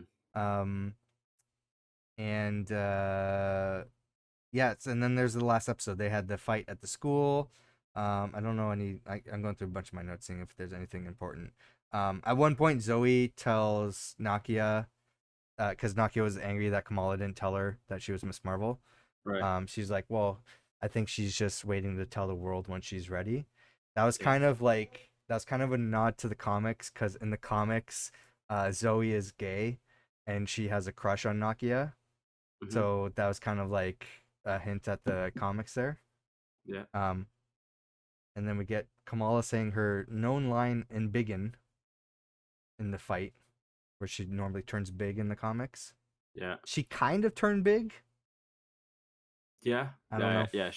I thought she got bigger, and then Yeah, she puts like the whole suit like around her, yeah, and then she like her. You could see her hands, and then there's like they're the huge. Yeah, like, and then well like her. You could see her hands powering, and then right. underneath like up around it is like a whole extra hand, and I'm like Jesus. I'm like she's kind of like in her own like Yeah. hard light Hulkbuster. So The problem is, I think, with trying to have like a middle ground, trying to fuse two different powers, like the new power and the yeah. comic book power together, as like she shoots hard light, but also the hard light makes her bigger.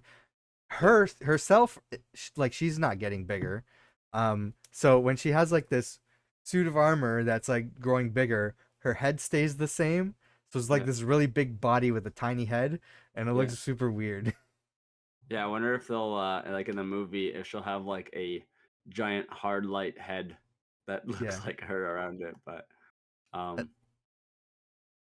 And then also we yeah, I get don't know. the final look of her costume, looks badass. Does look Um, like really nice. and the final complete uh transition to Miss Marvel. Her father says what her name actually means, and her name means Marvel. So that's how she becomes Miss Marvel. Um, so I like that. Is that what her name meant? I thought it meant Yeah, it said in like I can't remember. I think he said in Urdu it means wonder or marvel. So he says you're our very own little Miss Marvel. yeah. Yes, okay, you're right. Um, I'm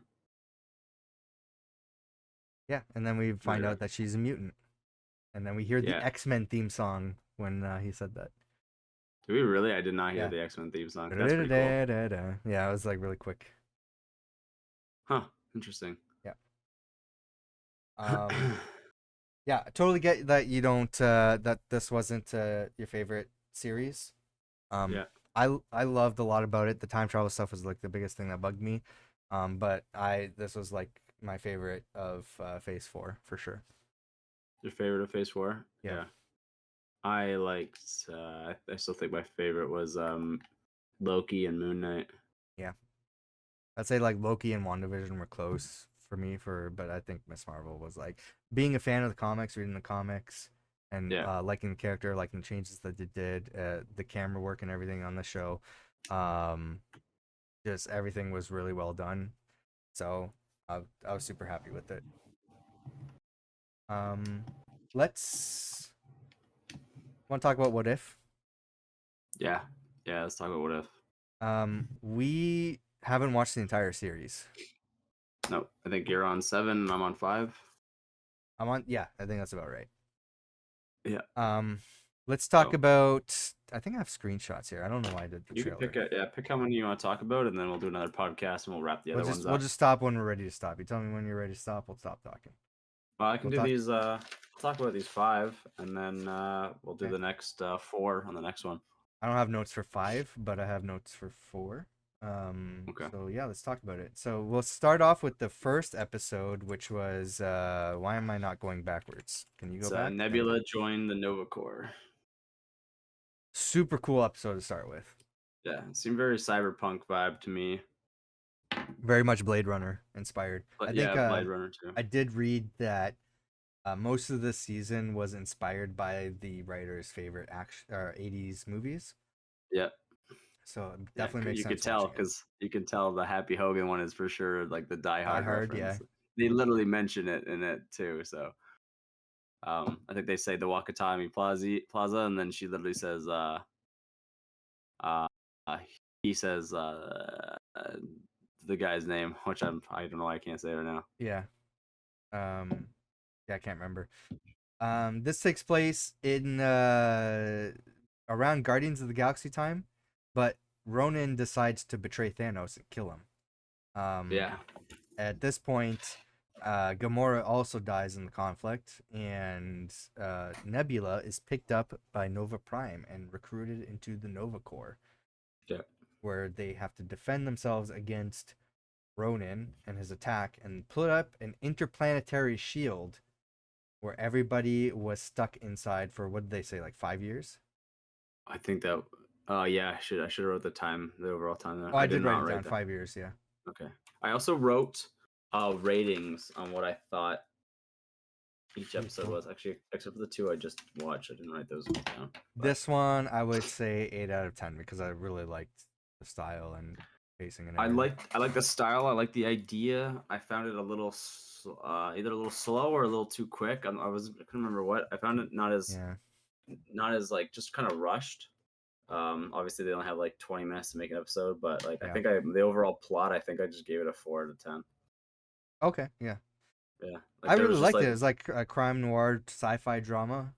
yeah, just I And think Nebula was the perfect character for this for sure. oh yeah, yeah, absolutely. I did write a key point that I really liked Groot in a tux.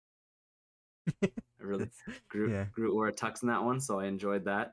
I think also I thought the team was cool because Mhm. the T consisted of you're gonna have to remember, you're gonna have to tell me who it was because all I wrote was rock, a duck, a tree, a cyborg, and a bug, which I think was Korg, um, Howard the Duck. Yep. The tree is obviously Groot. The Yep. cyborg is Nebula, and then the bug was Meek. Yep. Yeah. So that I was like, what an awesome fucking team. It was just all like random freaking people. I was happy to see the Korg, Meek, and Groot were rock paper scissors or rock scissors paper. Rox's paper.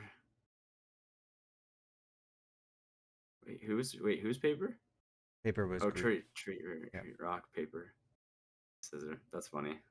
I was happy to see Nova Corps again and like just Xandar itself because I think I've said multiple times on the podcast Yeah. I would love to see like a Nova Prime movie.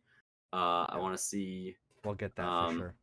yeah, I want to see that. I would also love somehow if we could watch Thanos destroy Xandar. Like I want that. Maybe an Like animation because that's what it I'm was a saying. Like cut in there. scene. Yeah, I just want to see. I want to see Thanos like just decimate a whole planet, and I want to see like the fall of and the how he gets the Power Stone. Yeah. Um, I had a question. I had two questions. Why is Oh, I have Korg several. on? Oh, I had you right. did the My same question is questions that I do. why is Korg on Xandar? Like, how did that happen? Why Because I is feel Meek like on Xandar? Why is yeah, Drax on Xandar? And Groot and yeah, Howard the Duck, who's supposed to be in nowhere right now, right. and Yondu. Why are all these people on Xandar right now? Yeah. But at least we saw Rocket, Mm-hmm. Groot, and Nebula. Well, not Nebula, but yeah, I get Nebula being there because she got picked up by Nova.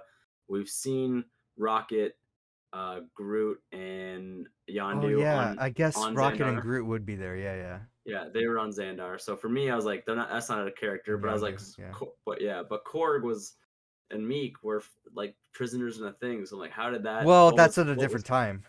Right That now? was So later I was like, time. Yeah. what was changed that brought them to Xandar? It just seemed Sure. like that's like just something I had a question. It probably won't be answered just for Nope. the story plot, I Different guess. But universe. Yeah. um, I will say I know that they were locked on there for 5 years, Mm-hmm. and that Xandar was kind of tearing itself apart with all the crime. But I did feel like this is going to be kind of near the end for just a spoiler podcast. But I did feel that the Should have Nova mentioned that at the Prime, beginning.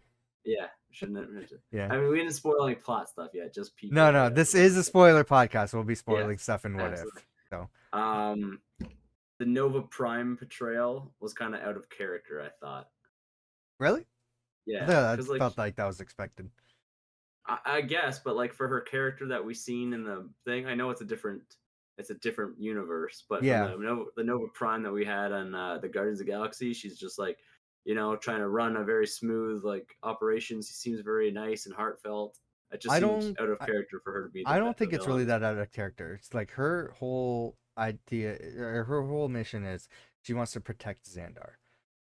Yeah. And after five, like, and she did that. She put the shields up, but then after 5 years, she's like, it's not getting us anywhere, and everybody's like killing each other and trying to like overthrow things. So she's But she like, made we a need deal to. with. She's gonna make a deal with what's his name? There's no Yeah, way she's gonna make it. she made a deal with Ronan that okay, I'll let the gates open, but you ensure that I will still lead and have a role to play in whatever you want to do with Xandar. I guess his mission changed from destroying Xandar to just controlling and ruling Xandar. But Yeah. So I I, don't think he would have been truthful. He would have been like, "Yeah, I'll say whatever I want to destroy you." which is why I find it out of Yeah, character for her to believe in that. yeah. I'm like, there's no way. Like he literally holds a power stone. Like he's gonna ruin anything he wants. Like you're gonna make. I don't know. I didn't buy it. I knew she was gonna end up being the villain. Like I Yeah. understood that, but it just felt out of character for Nova Prime. At least the one that we know of, anyways. But that's I all I thought had for that. That's all I had for I that thought one. what was interesting is we finally have an answer to what happened to Jan Rog, because when we last seen him in the MCU, Captain Marvel said, "I'm gonna put you in the ship, and then you tell the Supreme Intelligence that I'm coming for them." Yeah. And then he flew off, and then we haven't heard from Jan Rog again. So this Right. establishes that he was captured by the Nova Corps and is imprisoned in Xandar, which is I think a cool add Oh, really? addition. I totally didn't even see that. Yeah, he was one of the main characters of the story here. So maybe like animation didn't pick up on it, but Yeah, I guess yeah, not. I didn't. It wasn't even part of my notes. I just maybe I yeah, didn't even recognize the name or nothing yeah. because I was like, who the fuck is Jan Rog? I was like, you got what's Yeah. his real name? What's the actor's name that The played him? I actor's was like, name, I can't remember. It's in like Sherlock Holmes and shit.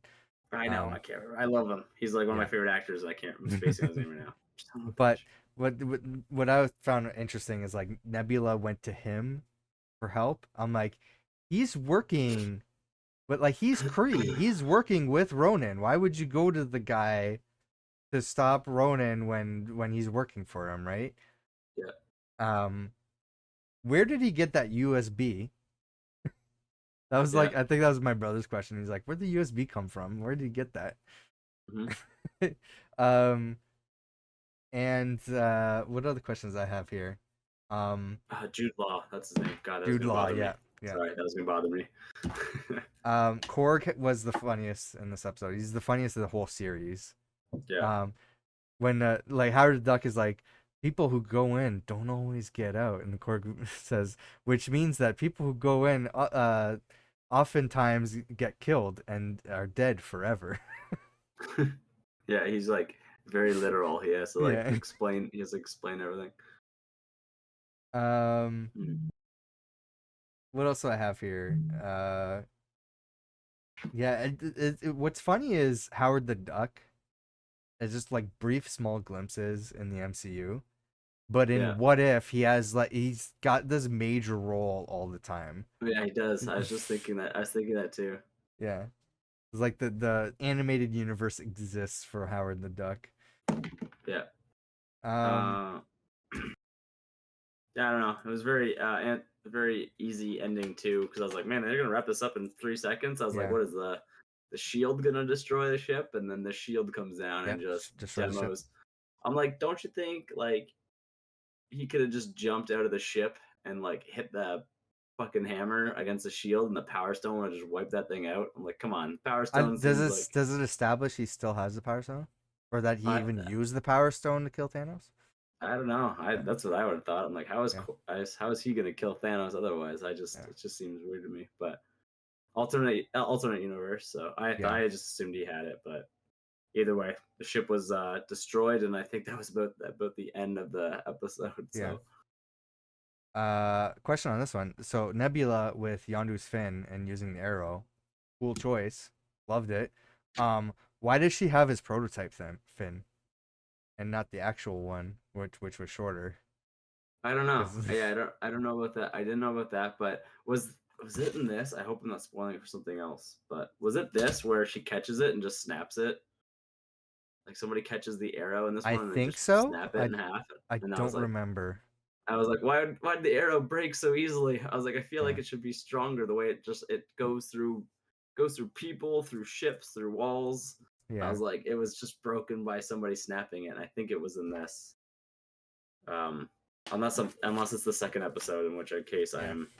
I might be spoiling something, but I also wanted to. I wrote down here. I don't know if we really have an answer for this, but like, where would Peter, Rocket, and the Ravagers be right now?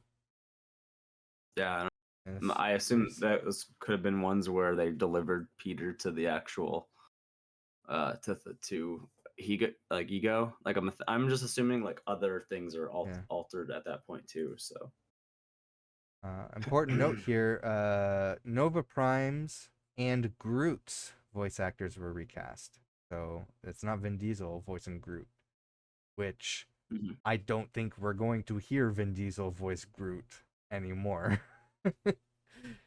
yeah, that'd be fine with me. I'm not really his Yeah. biggest fan anyway. I don't know So if we. I don't think we talked about that in a previous podcast though. But Vin Diesel's having some legal issues as well right now. Some I think controversy. I think I heard that, Yeah. but I mean, I already seen a weird clip of him being very creepy with a Yep. interviewer, so I'm just not a fan of that guy, and I hope he just gets like I if I don't have to see him again, I'd be pretty happy. He's kind of disgusting. Like I don't even want to. Mhm. I won't get into it, but yeah, he's not doesn't seem like a great guy. All right. So first episode down, unless there's anything else we want to talk about. But good episode, bad episode. Yeah, there's things I liked. I just thought it was just kind of seemed like a rushed one though. Like I don't know, I just Yeah. didn't. Uh, I feel like I felt like I needed more. Like something just left out for me is why I think that's It's tough why I when gave it's it a short episode. right. You know. Yeah, I think that's why I gave it a low rating, just because I was like, that was it. Like that was Mhm. it felt real quick. So um, Um. episode 2, Oh, one other question I had about this before we move on. yeah, What? So they like pushed a button to put up the shields, right, and in order to disable the shields, you need to have a cyborg go into the like the mainframe or whatever. yeah, yeah. That's weird. Yeah. No, That's, I think that's why it was called like the impenetrable shield or something, or it yeah. was like the infinite shield, or it was something crazy. And I was like, this is kind of like one of those things where like if this goes up, like it is a like a last ditch effort. Like the Yeah. planet is literally gonna be like broken in half if you don't put up the shield. So yeah, no, very high security system. All right. Maybe she had it designed after she hired Nebula.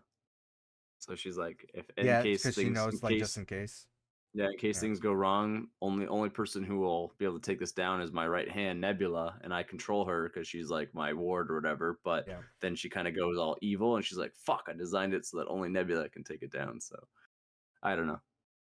All right. Um, Let's move on to episode 2.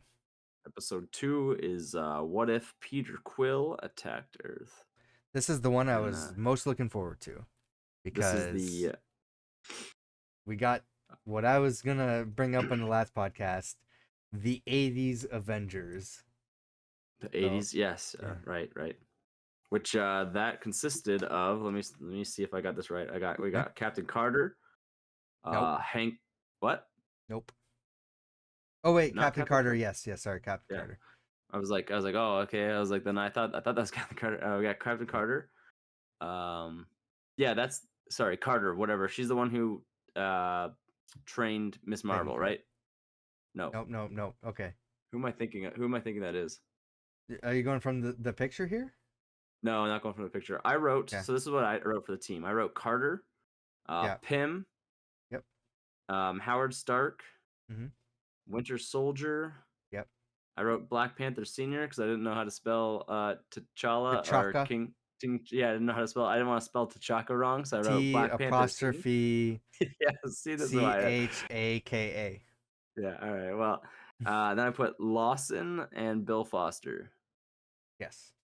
Yeah, who is Lawson again? I'm honestly blanking on Dr. Wendy Lawson, aka Marvel. Marvel. Okay, yes, okay, that's who I was thinking of. Mhm. And Captain Carter is who? Peggy Carter. Peggy Carter. Okay, yeah, Captain Carter. Yeah, Yeah. all right, that's what I was right. Yeah, all Sorry, I right. was confused. Yeah, For some Lost reason, I was thinking of Marvel. I'm like, Marvel. Yeah, and that's Lawson is Marvel. She's the yeah, one in that picture there on the far left. yeah. Okay. All right. All right. So that's yeah. So that was the team that I had. I thought it was really cool because a lot of these people we haven't seen before, um, or like not at their full potential or whatever. So, it was really cool to see Bill Foster. I had to explain who that was to Jess because we both have not seen. We And both have. also uh what's the actor's name? We need to explain it to him as well because he keeps Yeah. forgetting that he's in the role. Yeah, that's true. Because we haven't watched the second Ant Man as much, but Yeah, I was like, do you? I had to like explain. I was like, do you remember when Scott Lang and him were talking about? He was saying how he got this tall one yeah. time, and then Scott, I was like, it was a very short period, but I was like, he was Mhm. also in an Ant Man suit. What was Yeah. his name again? Giant Goliath. Goliath. Thank you. Yes. Yep. Yep. Yep.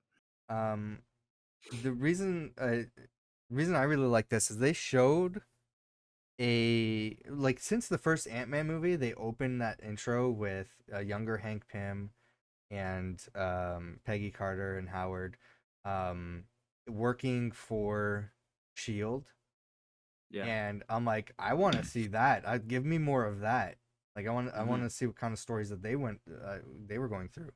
And this episode kind of gives me that. Obviously, it's an alternate universe, like doing something different, but I get a little bit closer into a glimpse of that role. There was a deleted scene for Ant-Man and the Wasp that showed that like time period, Hank and Wasp working together. Um, and it's a really cool scene. I really wish they kept it in the movie or Hmm. did like some sort of spin-off. I would love to see more of that. Right. Right. Um, I wrote a couple interests on this one. I wrote. Yeah, this one I gave up the. I wrote Thor's arrival was really cool, and I cannot remember what the hell it was. Do you Yeah, yeah, remember? yeah. Peter Quill was about to stop them from taking off, and then Thor comes in, and then he's like, Peter Quill's like, Is it really you?" And he's like, "If you are referring to your doom, then you'd be correct." He's like, "Oh, I thought you were the guy from Van Halen." He's like, Yeah, "Van what?" yeah. Is he part of the team? Always I seems to be have a Thor's question answer. here. So Yeah, Shield seems to know about Black Panther when the world seem at this time doesn't know Wakanda is a like a more advanced civilization. I feel like anytime something's what if, everything else has changed just by from one little thing. Yeah, It infects the rest of how things are supposed to go. So seems that uh way. maybe T'Chaka was he's like, yo, we got this Lawson girl who's on Earth, like with all these powers, and then we have maybe Captain Carter inspired her from because she's from Britain, being a superhero. So who knows? Like anything Yeah. could have brought whatever. At this point, does I was confused. I wrote Steve Rogers still on ice, but technically he wouldn't have been on ice. He would have been in the Hulkbuster because we already have Captain Carter, right? So No, that's a different universe. where was Steve Rogers during this time? Does he And the ice. dot? He's on the ice. Yeah. Okay, because I was like, I was wondering where he was, but doesn't he wouldn't have been on? He only goes on ice because he's Captain America. So Hmm. if we have a Captain if we Carter's have not in this one. Captain Carter, why did I write Carter on here? Peggy Carter's in it. She's Peggy not Captain Carter. Carter though.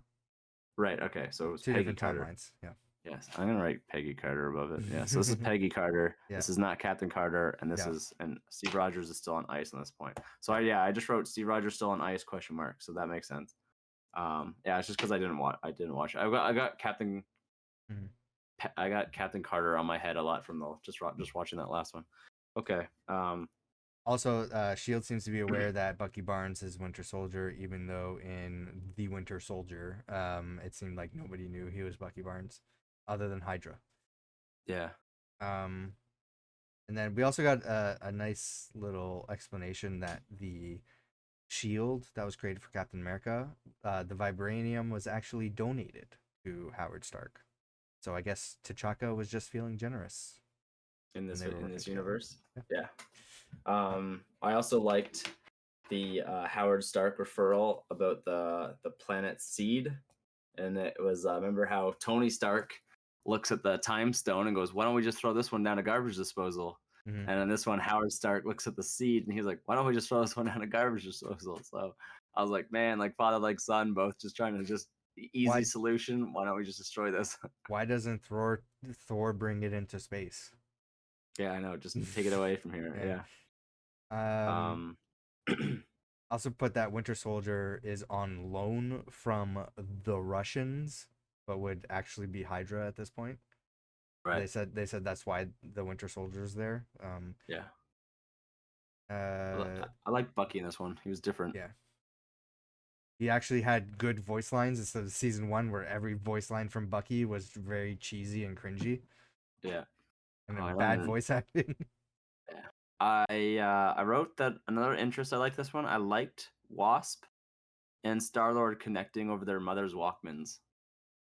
Yeah, I liked that because they were both missing their mom, and they had their like the whole my mom also gave me a Walkman before she disappeared into space yeah. forever. So I liked that, and I wrote the cell shrinking heist. So the heist was The, cool. the what heist? I wrote cell shrinking heist. So I guess there was a Oh, but heist in yeah, this one. because Hope Yeah, shrunk the cell and then helped him escape. yeah, Um, when they were in the fight, the entire time that they were fighting Ego, my brother just kept asking, it's like, how are they not winning? They're fighting sand. Like, yeah, like yeah. all these superpowered people can't beat up sand. Yeah, I know. I know. It was like there's like the sand people. I was like, Yeah, man, ego. You guys.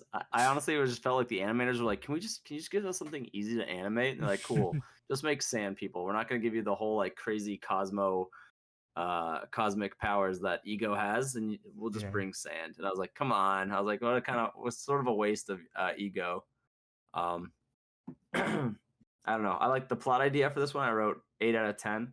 Mhm. And the execution, I wrote 2 out of 10. So I Okay, think I I really think like I this guess one. I really like this yeah. one. I liked it too. I think it was just like the villain and stuff. Like it was Yeah. just maybe I didn't enjoy that. I guess Uh, past I Jordan was real rough.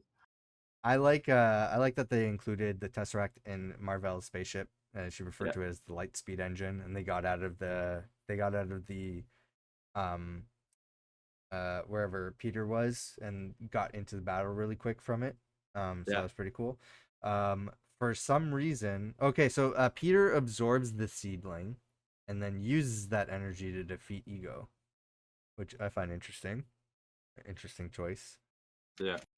Marvel, for some reason, gives Goose to Peter and Hope.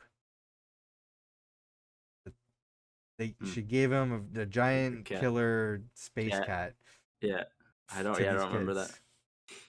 Um, and they're not done their mission yet. They have to defeat Ego because they just pretty much destroyed his avatar. The planet is still alive, so they gotta go and fight a planet now. That's where we ended that episode. You want to talk Yeah, about I the didn't mind it. MCU Die Hard?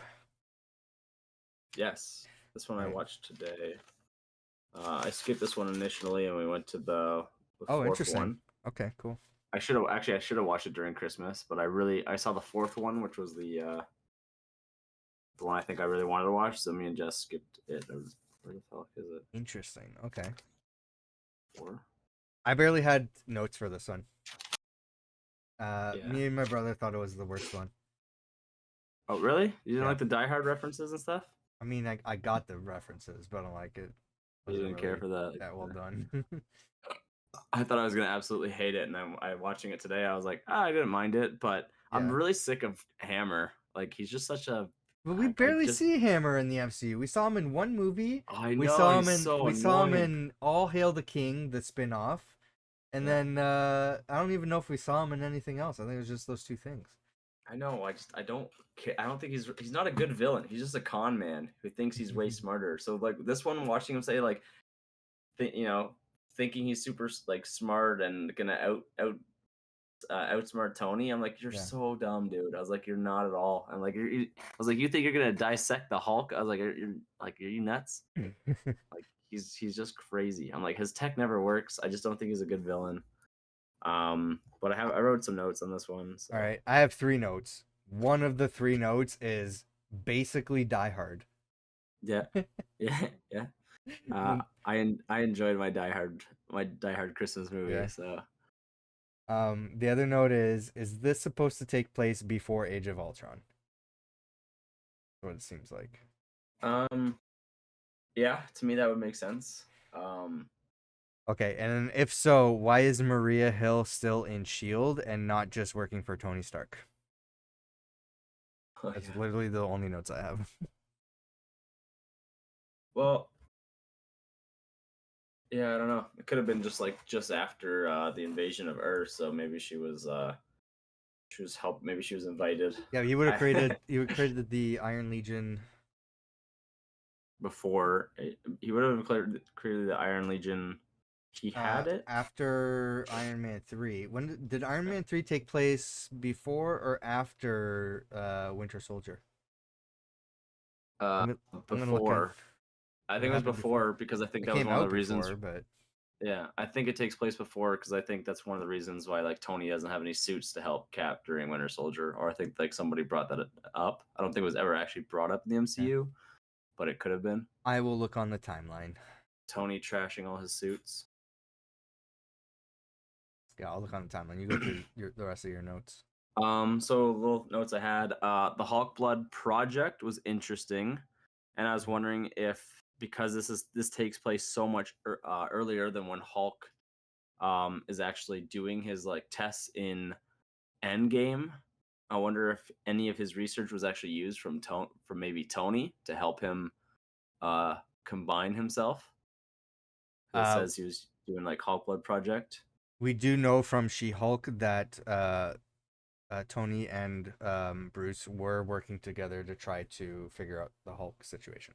Right, because I remember they had their own little like workstation on an island or something together, and they had a little bar. So I was like, it was like kind of a nod to Tony also helping, even though he's very like, hey, let the big guy out. I love it. Like Tony's like Yeah. whatever, but he's also like, you're my friend though, and if you're not happy just coming out and not being able to control it, I'm gonna help you control it. So Yeah. so I like that. Love the Die Hard vibe I wrote. Obviously, I mentioned that. I love the confetti arrow that Tony built, and then Yeah. Happy goes, "What are you renting out Hawkeye for parties now?" So, confetti arrow is really cool, and the fact that he put it on a dummy, that fact that Happy put it on a dummy and sent it down an elevator, which is exactly what happened in Die Hard. Hard, And then yeah. so I was like, that was awesome. I like that we got to see the Hulkbuster again. Yeah. And then we got like the Happy Hogan Hulk, Hogan Hulk that we got versus the Hulkbuster was I thought was very fun. And then I Or also just Hulk Hogan. Hulk Hogan, yeah, Happy Hulk Hogan, Yeah. yeah, very cool. So I was happy. I don't know. I thought it was an okay episode. The ending was kind of lame with how quickly they obviously took down Hammer. Yeah. I was hoping like Hulk, Happy might lose it for a minute and actually fight Thor again. I was like, give me another Thor versus Hulk fight, but we did Yeah. not get that. Yeah, the first picture shows Thor in a freaking Santa hat, and he's in it for 2 seconds, and he Yeah. misses the whole thing. So Misdirect. that kind of, Yeah. I know, very very huge misdirect. But I did enjoy Darcy because that's it was Kat Dennings still playing Yeah. her character. So was it Maria Hill also? Was it also Maria Hill? Yeah, Maria Hill was there. Yeah. Sorry, the actress though. Was it the actress that played? Was it actually her voicing though? I For couldn't. I think it was. But yeah, I couldn't tell. imagine Kobe Smulders was voicing Maria Hill. I thought so. It sounded very close. So I did like the Darcy and Hill. I like the two of them in this one, anyways. Yeah. I thought it was fun. Darcy, I can imagine being there because this would have been after, Thor: The Dark World. If it was Yeah, because it before was Age after of Ultron. Avengers. So, Yes. yeah. So Thor would have been like Darcy would have been like, I don't know what I'm doing now. Like we did, like my intern thing is done here. It's like, why don't you intern? I know Tony Stark. Maybe you can intern there. That kind of makes sense. I did like that was mentioned today, Yeah. where Hill goes, do you ever have any paid jobs? And she's like, no, never. And she keeps doing all these unpaid internships where they're just very like always clashing with aliens or supernatural things. Like, Yeah. it's very funny. So she must love playing Darcy. Like she Yeah, must have she so does much because fun. she says that she was only supposed to have a very small role in the first Thor movie, but Yeah, because Natalie Portman is such a good friend to her, yeah, she was kind of pushing for her to have a bigger role, and yeah, she kind of popped on screen. So Marvel just kept coming back and asking, "Can you come back for like yeah. another thing?" So this is another one of those like characters that pretty much created for the MCU that is notorious with the MCU and the Marvel universe, but it's not actually a comic book character. So Right, right. yeah, I think we mentioned that last time too. She's not a yeah. comic book character, but she is like they're like, oh, you know what? We Yeah. enjoy her. The fans seem to enjoy Phil her. Coulson and like other Yeah, characters like that. Yeah, for sure. I enjoy her. I think she's fun. She's Mhm. sometimes like I think there was like one in something she was a little much, but um, Probably the Dark I World. like Kat Dennings. Her voice is very hot to me, so I could probably I could listen to her speak all day long. Yeah. So What do you um, give this episode? I didn't rate this one because I just watched it today, but Yeah. honestly, just because of the Die Hard vibes and Happy isn't really a big. He's not really one of my favorites in the show. He's always like he's kind Mhm. of a like I don't like he's always usually kind of either a prick I like or he's John like Favreau. or I do too. I love John Favreau. I don't Yeah. like the way he does Happy in this one though because Okay. he's usually an asshole or he's like the butt of the joke for things like they make him like Yeah. really silly. Um, yeah, I don't know. I give it like a 7. I enjoyed parts of it. I like was that John Favreau playing the voice too? Yeah. I think it was, right? Yeah, Yeah. okay. I actually didn't pay attention, but I liked him having to play the Hulk, so it was I had fun with it anyways, so I give it a um 3. give it a 3. I think it Yeah. was just the Die Hard vibe for me that made me like it so much Yeah. more because I didn't think I was gonna like this one at all. Usually I'm So down for Christmas stuff, but yeah. I wasn't feeling this one. Yeah. No, it wasn't it was no means as good as the Guardians holiday special, Yeah. but it was Or a fun Hawkeye. little or Hawkeye, yeah. Did you end I up did rewatching Hawkeye? I didn't. I had no time, No. but Yeah. I I still kind did. of want to. We watched so many more Christmas movies Yeah. and then I thought it was going to be good for Christmas like to have extra time off, but Yeah. I had like I was just end up working the whole time or I had 5 Christmas family dinners. Like I was just always Sounds great stuck. though. Yeah, it was a lot of food. Yeah. It's a lot of food. But I was like, man, I was like, I was my social energy was like Yeah. just tapped out after. I was like, I don't even want to fucking look at another human. I was like, I've just had a talk with I all of feel my that. relatives and all of Jess's relatives and then extended relatives that I was just like, I am so exhausted. I just want to be left alone. Yeah. So Going to episode 4. yeah. Episode 4. That's one I was the most. That's why I skipped this one originally. Yeah. Which didn't make sense why I skipped it because it was a Christmas episode. But Yeah. yes. When What if Tony crashed at the Grandmasters, yes. or I guess on what's it called? Wasn't it planet? Yeah. What's the name On of the planet? Sakaar. Sakaar. Yeah. I don't know how I Yeah. remember all these planet names. Yeah, I know. It takes me a minute. If you ask me right on the spot, I won't Yeah. remember. But if I can Ego, usually remember. Sakaar, Xandar, Nowhere, Yeah. Contraxia, Nidavellir. I don't know. Navigator wasn't really a planet though, was it? It was just a dying It's- star. Yeah. Yeah, I guess it's a space thing. It's whatever. What was Okay. Morag, Morag. Vormir. Morag was the planet that they got the Power Stone on. Yeah. Vormir was where Gamora and Nat die. Yeah. Yeah, The I Soul can remember Stone. what everything was. I just couldn't give you the name unless I sat there and think. Yeah, it was basically an intergalactic NASCAR episode. It's like Death Race. Yeah, like Death Race. Yeah. Yeah. This was the episode that was supposed to be in season 1, but they had to cut it. So I think I was mistaken. I thought that this was the one that was they supposedly said was like Guardians of the Galaxy Volume 3, but I think it was a different episode that they scrapped. But this was the Gamora storyline, part of the Guardians of the Multiverse. So they decided to include it in this season instead. I think it was cut because of COVID and because of time and money for the animation, because of lockdown. So they it was like the last thing that they had to work on, so they had to cut it. Okay. Yeah. Yeah. I wrote just some key stuff. I didn't really have a lot of questions on this one. I just had key stuff that I enjoyed. I enjoyed seeing Iron Man suit up again. He suited up into a car. Yeah, because I put I put watching Tony work again was nice, and then suiting up into his bracelet car, I called it. It was very cool. So that was pretty dope because I was like, man, all these people are gonna underestimate Tony, and then Tony's gonna take all this advanced tech and just fucking build, be thinking ahead and building whatever he wants. So that was awesome. I have a Korg quote on this one. Good, and it because just says, I just wrote Korg was the best part, but I didn't write any quotes down. But he had me laughing the whole episode. Yeah, he had one. I think he was. I didn't write who he was talking to. I'm assuming Gamora, and he wrote, "Take that, vile asparagus woman." Yes. And that was one of my favorites. Korg was great in this one.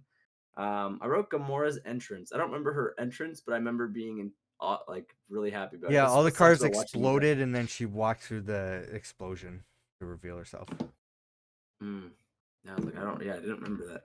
Korg had a line about something dying and going. He's like, "Oh yeah, it went to," or maybe they didn't die. He's like, "Yeah, it went to the farm, and then grew up at the farm or whatever stuff to make it seem like somebody was dying." He's like, but then he's like, "They definitely didn't die," something like that. Oh man, yeah, I know. Taika Waititi's delivery is just hilarious every time, though. Yeah. There's something I wrote about Thanos' reflexes, however, would have been faster, and I don't remember what that pertains to. For the very ending where Gamora jumps towards Thanos and then Tony tosses the melting stick to her. So she was supposedly going to try to melt Thanos. But you are absolutely right, because we know that Thanos didn't die at that moment. How he died was he had all the stones at some point, and then Gamora created the Infinity Crusher to take all of the stones in order to defeat Thanos. That's what she established in season 1. Yeah. I gotta rewatch this episode. I'm just looking through it right now, and Valkyrie's in this one. I think that's Valkyrie anyway. She's I'll be honest, so I'll probably be rewatching some episodes too, because episode 7, I was watching at my brother's. Is at a point where I was starting to fall asleep. So I was like, shoot, I'm gonna be missing stuff. So, but I think I woke myself up a few times to catch everything, but I think I need to rewatch it. Yeah, no, I enjoyed a lot of that, but I was one where I was like, come on, Thanos would have seen that coming, or he would have just stopped that stick. He's a lot faster than that. He's a lot smarter. But I loved. Yeah, it was a good episode. For me, the plot. Maybe not so much just this one, but I put 10 out of 10 because I would absolutely watch a movie version of this. Yeah. Execution, I just wrote 8 out of 10. I don't know what my thought process was for that, I guess, or what it needed. Yeah. But maybe because it was just a racing car thing for 20 minutes. But sure. I would say 7. I liked it. I think I liked it because there was so much tech in it, and I like watching Tony work, and then Korg was just Korg was just funny there, so enjoyed it. I'd say about 7. Yeah. One thing I'll always be upset about, I think, with Marvel was with Valkyrie and having her cool suit, her spaceship suit that combined with her bracelets and stuff, and just not fully seeing that on screen. That's a good point. Yeah, I never thought about that. The one that she had, she built this thing in a junkyard, and she was the junker, and now she's just an Asgardian on Earth. I'm like, man, but what about her cool junk suit she made? I fucking want that because it shows that she's tech savvy. I don't know if she built it, but it looks I don't know. So that was 4. Mm-hmm. I don't know anything else you have. I don't have anything else written down for that one. So I think it was mostly just a visually fun episode. Yeah, I feel the same. I didn't have a lot to write down. When you get to the subtle what if episodes, is there's a slight change, and obviously creates a different scenario. But then you start thinking like, well, what does this mean for this? How does this lead into that? How does the Yeah. next event change? You have more questions on that. A lot of these are outlandish, like everything changes, and it's Yeah. just like I don't have a lot of follow ups. It's just like, yeah, I enjoyed my time watching this episode. It was a fun little distraction for what we normally know from the MCU. Yeah. The next one has some questions though, Okay, that's up. because So remind me, what episode is that? this one is Captain Carter fought Hydra Stomper, and this Yes. is the what if episode that I believe at the beginning of it, um, he says he usually doesn't do sequels, but in this one he does a sequel, and this one is immediately, I guess, after the Watcher brings Captain Carter back from him helping that fight with was it Ultron in the first one? Yep. So this is the same Captain Carter that knows of the Watcher Yes. So because her it is mentioned. her memory didn't go away apparently. Yeah, which this one also has the Watcher stunned at the ending too. Yeah. We'll get to that in a sec. But this is where after watching this, I assume the next few episodes is going to be a little bit different and whatever after that. So it's going to have more Watcher and the more actual plot. Yeah. Kind of like the Doctor Strange in the last one. Let's start off here Um, because I didn't catch this at first, but then I saw the screenshot later and I'm like, oh shit, that is how it started. They were showing her fighting in the first Avengers movie, the Chitauri invasion. Yes, and I wrote that down too. Yeah, but the Avengers are different here. Yes, they are. Yeah. And we don't get Hulk, or was Hulk Nope. there? I don't remember. I don't remember Hulk being there, but we Okay. get Wasp. We get Wasp. Initially, Wasp was supposed to be in the first Avengers movie. Joss Whedon wanted to introduce the character in that movie, but I guess the script just didn't work. It wouldn't have really worked without adding Ant-Man into it though too. Like Ant-Man, I think they were like, you know what, Ant-Man is. Well, being introduced first. I think at that time they weren't really clear. Like when he was writing the script, they weren't really clear what was happening with Ant-Man. Yeah, but I wrote that I enjoyed the intro in the beginning because it was the fight in New York. Mm-hmm. But the differences was Captain Carter instead of Captain America, and then you see Wasp also fighting in the New York invasion. So I enjoyed that. I didn't really have any questions on it because it was a very quick scene. But I just wrote it down because it was different. I really enjoyed the love between like Carter and Black Widow in this episode because they're like, it's like kind of like her having her sister back ish, because she's part of the Avengers. I know she has her family and she has her friends, but she doesn't have like her girl. You know, she doesn't have her close girlfriend. And in this one, it was very heavy with Black Widow and Captain Carter.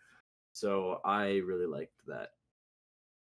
The voice actor for Black Widow in What If series does a really good Scarlett Johansson like voice. Yes. But she's the same voice actor for I don't remember her name right now, but she's a voice actor in Harley Quinn for Poison Ivy. So every time she talks, I'm just thinking about Poison Ivy because I watched that show. Is that Katie Coco girl? No, that's for Harley Quinn. That's for Harley Quinn. It's the same. Okay, in the Harley Quinn, so it's for the same one for Poison Ivy. Poison Ivy is the same voice actor. Okay, gotcha. Okay, I like the girl who does Poison Ivy. She does really good. She does a really good Poison Ivy in that one. She's very funny. Yeah, she is very funny. That's great. So in this one we get an evil Steve Rogers and the Hydra Stomper. Mm-hmm. I guess he's not fully in control of his body, I guess. Like the suit is sort of integrated with him. The Red Room is controlling him, it sounds like. Yeah, the Red Room. We see an old Bucky as a US official, and he's old in this one. Also in this universe, it seems like Black Widow killed what's his name? Vankoff or something? She killed him with like a screwdriver, I think she said. Yeah, you said a wine. Is that a corkscrew? You said? Yeah, corkscrew. Yeah, and so her like surrogate mother is now in charge of the Red Room instead. Yeah, Melina. Melina, and she's like very evil. Yep. Now I was curious. Does that mean there is no Tony Stark in this universe because Howard already created a super suit? I kind of forgot. No, Tony So Stark's get in this universe. He's in the right here. oh yeah, he's right there. Yeah. Because I was wondering why he wasn't fucking in this helping. I was like, all right, he was in this, but he Yeah, just and then they did mention Tony when they were in the cabin, but for some reason Carter didn't want to involve right. him. Okay. I Yes, think that they makes mentioned sense. Bruce as well. So I think Hulk is in this universe. Just wasn't at the battle. Yeah. Which is also funny I forgot that part. In the Christmas one with Hulk, and they're all Yeah. fighting the monster because they don't know it's Happy yet. Like even Clint mentions that it's Happy, but then they're all fighting whatever. They're like, Bruce, get in here, and Bruce is like eating like a Christmas sugar cookie. He's Yeah. like, no, you guys got it. He's like, doesn't want to even change characters. So Yeah. I thought that was great.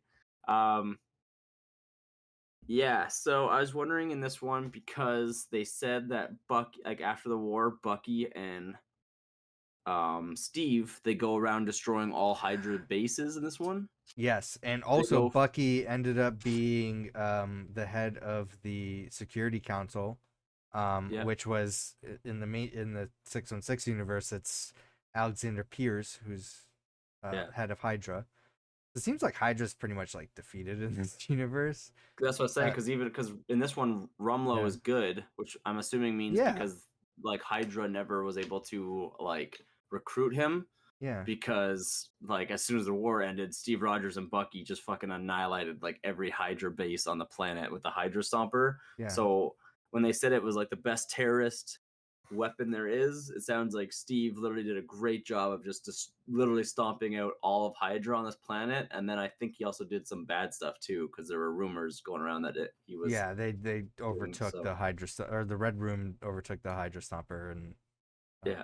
yeah, So that he did some bad stuff, but he at least annihilated all of Hydra because I wrote, is Rumlow good because the Hydra Stomper destroyed all Hydra bases? And I put a question I mark. think I was so. like, Yeah, yeah, because I was like, it must be. And then like you got Winter Soldier, Bucky is like yeah. he's way like won't be My brother he was won't asking. be He's like, how wouldn't he be like 100? oh Bucky, yeah, well Yeah, he is really old in this, but yeah. even being old, their metabolism is still really good. So like Well, I he feel wouldn't like be the super soldier in this one because they uh or no shit. Maybe he would have. Maybe he still got experimented on. I'm trying to think back to the episode 1 of the first season yeah, I can't because remember. Peggy Carter got the serum, but I think she still ended up saving the 106. And I guess Yeah. Bucky would have been experimented on at that time, right? Although Yeah. when she Yeah. did go save them, he was in that cage, like he was in the prison, and he was like, "Who are you, the Queen of England?" So maybe he Yeah. wasn't experimented on. I don't know. Yeah, I'm not sure. He was old in this one, but whether he Yeah. was just old because he was old or if he was old and still alive because he got experimented on, I still think Yeah. like Bucky and um Steve, if they had super soldier serum, I still think they would, if like aging would still like they could probably still live to like 120, 130 maybe. Like Yeah. I still think like that stuff Or goes through maybe their he just had system and really still good health. I don't know. yeah, yeah. Um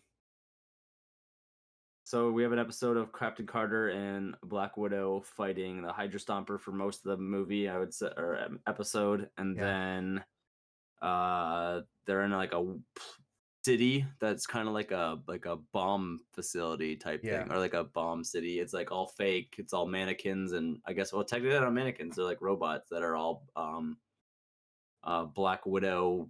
They got those Widow Bite robots, I guess. I don't know what you Yeah, want they to got call like those the things. Widow Sting. Yeah. Yeah. And then right above them is the Red Room is floating in its spaceship platform thing. I don't know. I don't really have anything else because it's mostly just an action episode. It was. Yeah, it was a lot of action. I think the Hydra Stomper was throwing cars at her. Yeah. Like you Which I just thought an endless amount of cars just throwing at her. yeah. Um what I liked was I liked the ending, but I don't know if there's anything else you had to say just other than the I have one little thing before with Yeah, the I Hydra thought it Stomper part. was I thought it was ridiculous that Black Widow made the shot of the Oh, thank grappling you. hook Thank you. on the Hydra Stomper's foot and then wrapped it around Melina's foot. Okay, I could buy that if they were Yeah, one closer yeah, and two, uh, like the shot shows him in the background like a ship, and Yeah. he's already like he's using rocket boots. No way is a grapple hook gonna catch up to rocket boots. Okay, first of all, Yeah. if you're close by, you can make me believe it, but like the visual was like he was like this far away from the ship, and Yeah. you can see him in the far background taking off, and she makes this grapple hook, and I was like, I wrote sweet ending idea, but no fucking way that grapple landed. That's Yeah. bullshit. And I literally wrote that. Yeah, well, I thought it was a cool ending, but I was like, okay, but at Yeah. least make you got to be closer. Okay, thank you for writing that down, like saying that, because that was so horseshit to me. I was like, there's That's like no a way. that's like a Fast and Furious type action Yeah, scene right there, and just I makes was no like, sense. no, I was like, you guys need to do better editing on the visuals on that one if you wanted us to believe that. I was like, I get it's a comic book, but like, Yeah. it's just a little grapple hook versus a fucking Iron Man suit. It did not catch that. So, Also, Carter said that Steve is still alive after all that. I'm like, how is she under the assumption he's still alive? Didn't he explode? Isn't that the whole point? He sacrificed liter- himself? Yes, literally straight delusion just ensued right there is what happened. So the Need to fact help that me the find him. Like yeah, he's dead. other than that shot being stupid, I Yeah. liked that idea, and I was like, well, she obviously attached that to Melina because Melina's Yeah. like, what a cool death. So Melina gets strapped to this rocket that goes up into the Red Room. Huge explosion. Natalie just had the shit kicked out of her, Natasha, and I was like, Yeah. no way is Natasha and her about to just run. They're like, we gotta run, and then this whole ship comes down. I get if it came down in pieces, but Yeah. then it exploded like a nuke went off, and I was like, no way Natasha got out of there.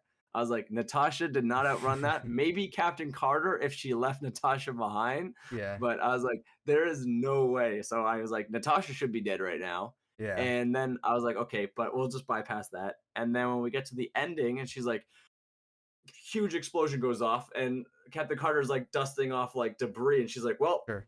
I know Steve's still alive. I gotta go find him. Like, I'm just like, what? Like, Yeah. did you not just see that explosion right behind you that you shouldn't even survived, and you think he's alive? I was like, Yeah. okay. So, I'm. It was like they tried to do the like, where Steve was like, my friend Bucky is still alive. We got to go after him, and Wilson's like, I'm gonna help you find him. That Yeah. was like kind of she was like, I know Similar, yeah. Steve is still alive, and Natasha was like, oh, I'm gonna help you find him. And I'm like, how are you guys both delusional that he is still alive right now? That is insane. So Yeah. for whatever reason, you literally just witnessed your friend just implode into a giant ship with World War II armor metal. But okay, I guess you lived. Um, and then the ending was coming to a close, and the Watcher starts saying his dialogue, and he Mhm. says, I know all, I witness all, or he said, I see all, Mhm. I witness all, and then I think right before he said, I know all, he's like, wait, what the fuck? And like, Yeah. he's like, pretty much like, what's happening? Yeah. Um, Then we do you want to see explain that? no, I don't really have an explanation. Agent Carter falls into like a void and like a crack in the ground. Like she was like Yeah. pulled or sucked in. Yeah, she gets Don't know pulled what's in happening. I'm in the dark on that, so yeah, Natasha like jumps at the hole, but it closes up, and then Natasha's yeah. just left. She's like talking to the road after. She's like, it's literally a hole that closed up, and Natasha's looking at the ground. She goes, Carter, where'd you go? I'm like, I'm pretty sure she can't hear you. Yeah. I don't um, know what it is. I'm not going to have any sort of assumptions because what ifs kind of exists in its own space. So I don't think it has any sort of greater implications on the MCU. I don't think it's like the TVA grabbing her or something like that. I don't think it has Right. anything to do with Secret Wars. Like I don't know. They're making something up for the show. Don't know what Right. it is. I did have a look at the titles, so I have an idea of like who's involved, but for the most part, I don't know what they're doing with the show. So did that not carry over into episode 6? I no, didn't watch episode 6 yet. I was just curious. no, Did not yet. And then you don't really know much not about from what I 7. remember. Again, I might have to rewatch the episodes. Okay. All right. So yeah, that's where I left off. I watched Mhm. 5 episodes, so it started to pull the watcher back into the story. But then I was left in the dark because I haven't watched it. Yeah. So. We ready to wrap up? I gotta go to the bathroom. Yeah. Yeah. I think so. All right. So, well, hey, question: would you want to do this again next week? Because I think I got time. We might be able, if you want to wrap up. What if? Because I think I'm wrapping it up this weekend. I think I can wrap do it next week. Okay. We'll do our game podcast. I'll let you know if I can do that Thursday. Otherwise, Well, maybe wait, hold on. So we're doing our game podcast tomorrow, just behind the scenes. Like we're recording that tomorrow. Yeah, but you said the one next Thursday, right? Oh, that's the live reaction. So that's going to be at 3 p.m. Eastern on Thursday. The Xbox Developer Direct. Okay, so I'm gonna see if I can make that. Okay. Depending where you are, maybe we could do the MCU or the hit pause. Yep. One after that. Okay. But I'll let you know. I gotta see where it's Jess's birthday next week and stuff, so I got Okay. things. Well going then, on. yeah, don't if you got things, then don't worry about it. But yeah, we're gonna wrap up there because I gotta run. So Right. let us know what you thought about it. What if? I've almost forgot the name of the show. Have you watched Echo? Are you excited about Echo? No spoilers. Shut up, Jordan. And what are you looking forward to in 2024 with absolutely no Marvel content on the way? Thanks for watching. We'll see you next time. Bye. See you guys.